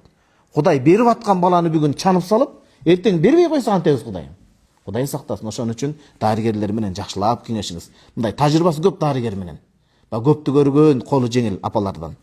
120 суроо. Ассаламу алейкум. Мен бухгалтерия налоговыйга караштуу жумушта иштейм. Ошол жактан таккан акча адал болобу же жумушту алмаштырыш керекпи? Жок. Сиз алмаштырып кетип калсаңыз, МВДдагы адам алмаштырып кетип калса, ККМБдагы адам кетип калса, прокуратурадагы адам кетип калса, банкта иштеп аткан адамдар кетип калса, азыр адалдашып сону баратпы? Анда эмне кылабыз анда? Анда бир талага Египеттин сахарасында чогулуш керек, ошол жакта эле күн көрүш керек болот анда. Бүткүл нерсени таштап салып. Булардын баардыгы тартипте. Баардыгы эл үчүн кызмат кылып атышат. Сиз кетпеңиз налоговый жактан. Сиз суроо берип атасыз, демек сиздин жүрөгүңүздө иман бар, ошон үчүн суроо берип атасыз. Сиз ошол жерде намаз окуп, таспих кармап жүргөнүңүз ошолорго даават болот билген адамдарга. Ошол жерде жок дегенде Кудай тааныган, намаз окуган адам жок болуп калса, алардын баарына шайтан аралашып кетиши мүмкүн. Ошон үчүн сиз ал жерден кетпеңиз, колдон келишинче адал иштеңиз. Иншалла алган айлыгыңыз адал болот, Кудайым буйрса. Алган айлыгыңыз адал болот. Мисалы мен келечекте ниет кылып атам, бир баламды алым кылууга мажбурлабайм, Кудай берген шыгын. Бир баламды күчтүү медик кылууга, бир баламды мекенге кызмат кылууга. Компетенттүү органдар кайсы жагына өзүнүн күчү менен жетсе, жетип элге кызмат кылсын. Мисалычы, ошондо өлкө өнүгөт туугандар. Анан баарыбыз эле молдо болуп отуруп алсак, мешіттің ішінде отырып алып, бір-бірден фатва талашып, сен бида десек болбай қалады ал. Орныңызда талашпағыла дегенде.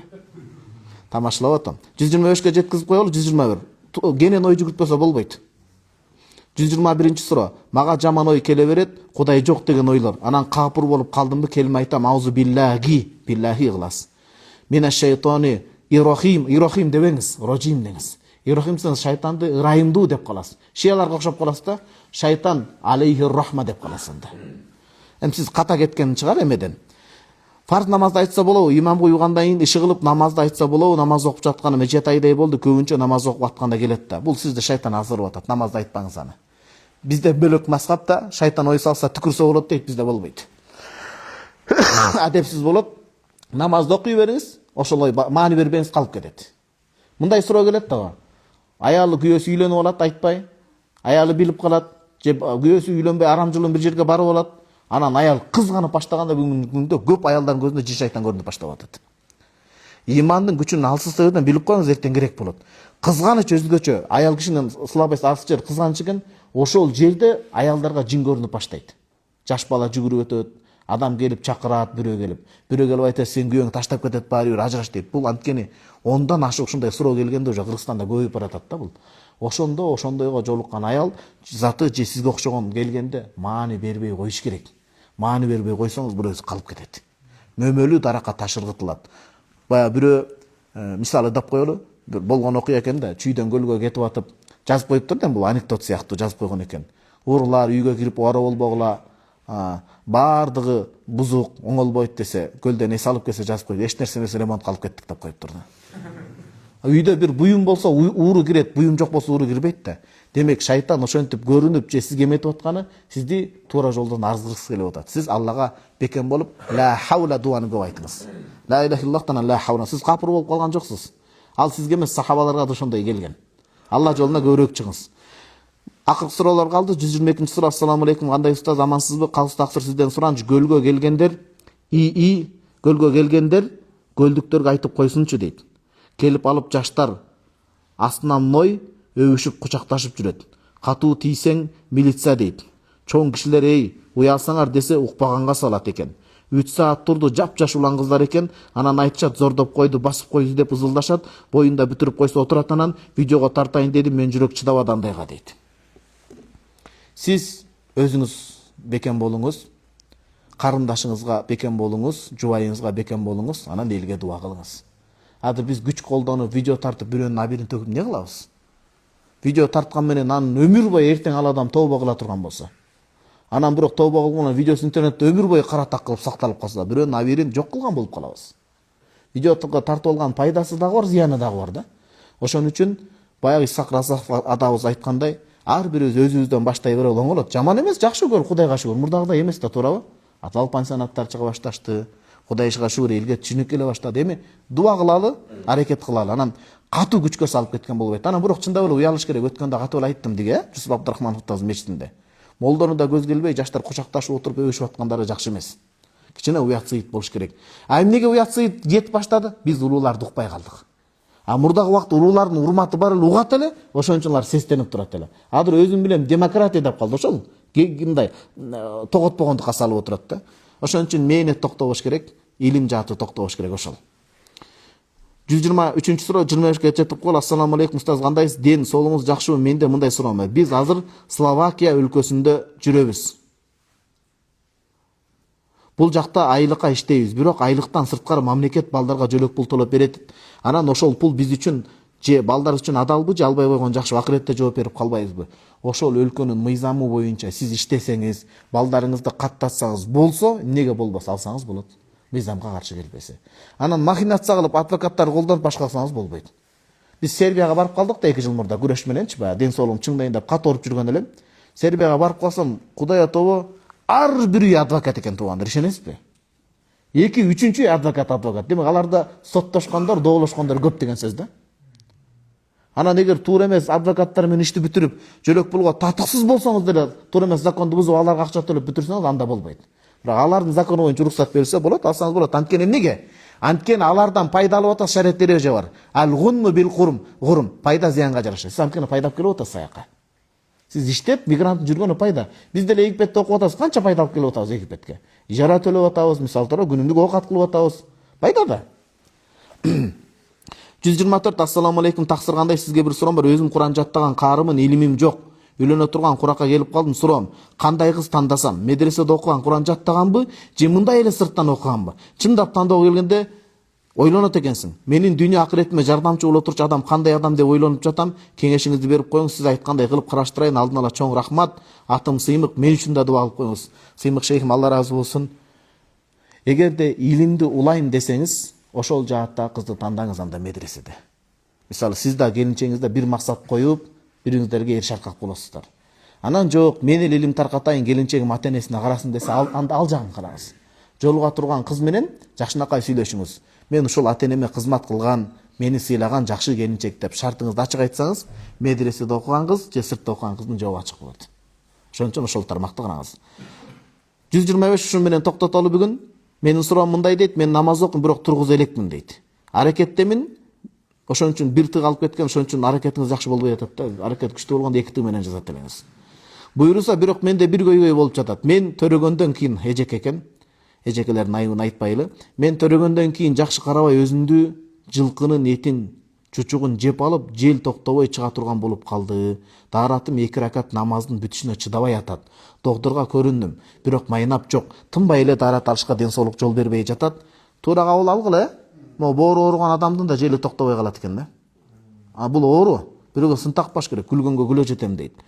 Ден соолук жол бербей жатат. Жел чыккандан кийин дааратым албай окуса болобу? Даарат алып келгиче кайра бузулуп жатат. Жылкыдай болуп калыпсың, жакшы карабайсың да деген эле жоопторго мантпеш керек. Жылкыдай болуп калсың деп. Көргөн жокпуз го жылкылардын үн чыгарып аткан улам. Жок, жакшынакай эле. Сиз үзүр даарат аласыз эжеке. Үйгө таш барго, мондай көлөмдү кол бата турган ташты жууп алып келиңиз.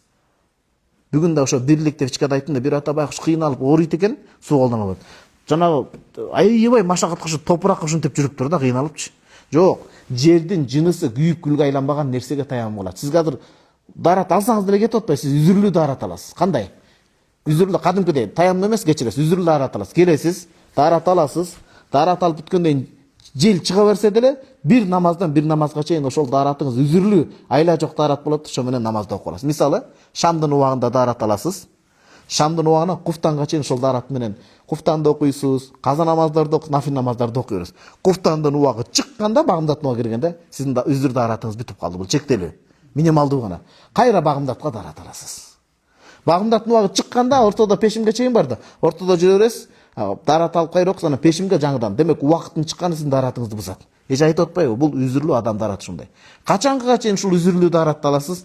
Качан daarat алып намаз окуп 10 мүнөткө чейин жел келбей турганга чейин. Ошондой абалга жакшы болуп калсаңыз, анда daarat аласыз, анда толук. Анан зарылчылык абалга чектелүү, жел чыккан намашка колуңуз канап кетсе, кайрадан daarat алыш керек. Диги үзүрлүү daarat ошол үзүргө гана тиешелүү daarat болот. Бул айла жок сиздик үзүрлүү daarat ошондой. Анан жана суу колдоно албай калган адамдар чапалар. Врач суу колдонбо, териңе башкага деп такыр категориясына тыйылса, андай адамдарга таш алып келип бериш керек, көлөмдүү. Ташты таза жууп, кургактап үйгө алып кириш керек. Таштын үстүндө чаң болбош керек. Ошого эле мындай уруп туруп, эки колуна мухтасал каяда келет. Ва аля хажарин валау била нақин. Чаң болбосо да ташка болот. Ал жердин жынысы, күйүк күлгө айланбайт. Кайра экинчи жолу уруп, колу мындай кылат. Обязательно сөзсүз чаңга деген сөз жок. Өзү байкуш сууга жеткире албай аллергия болсо кайра чаңга эметпеш керек ал кишинечи. Ошол жамаат, Алла разы болсун.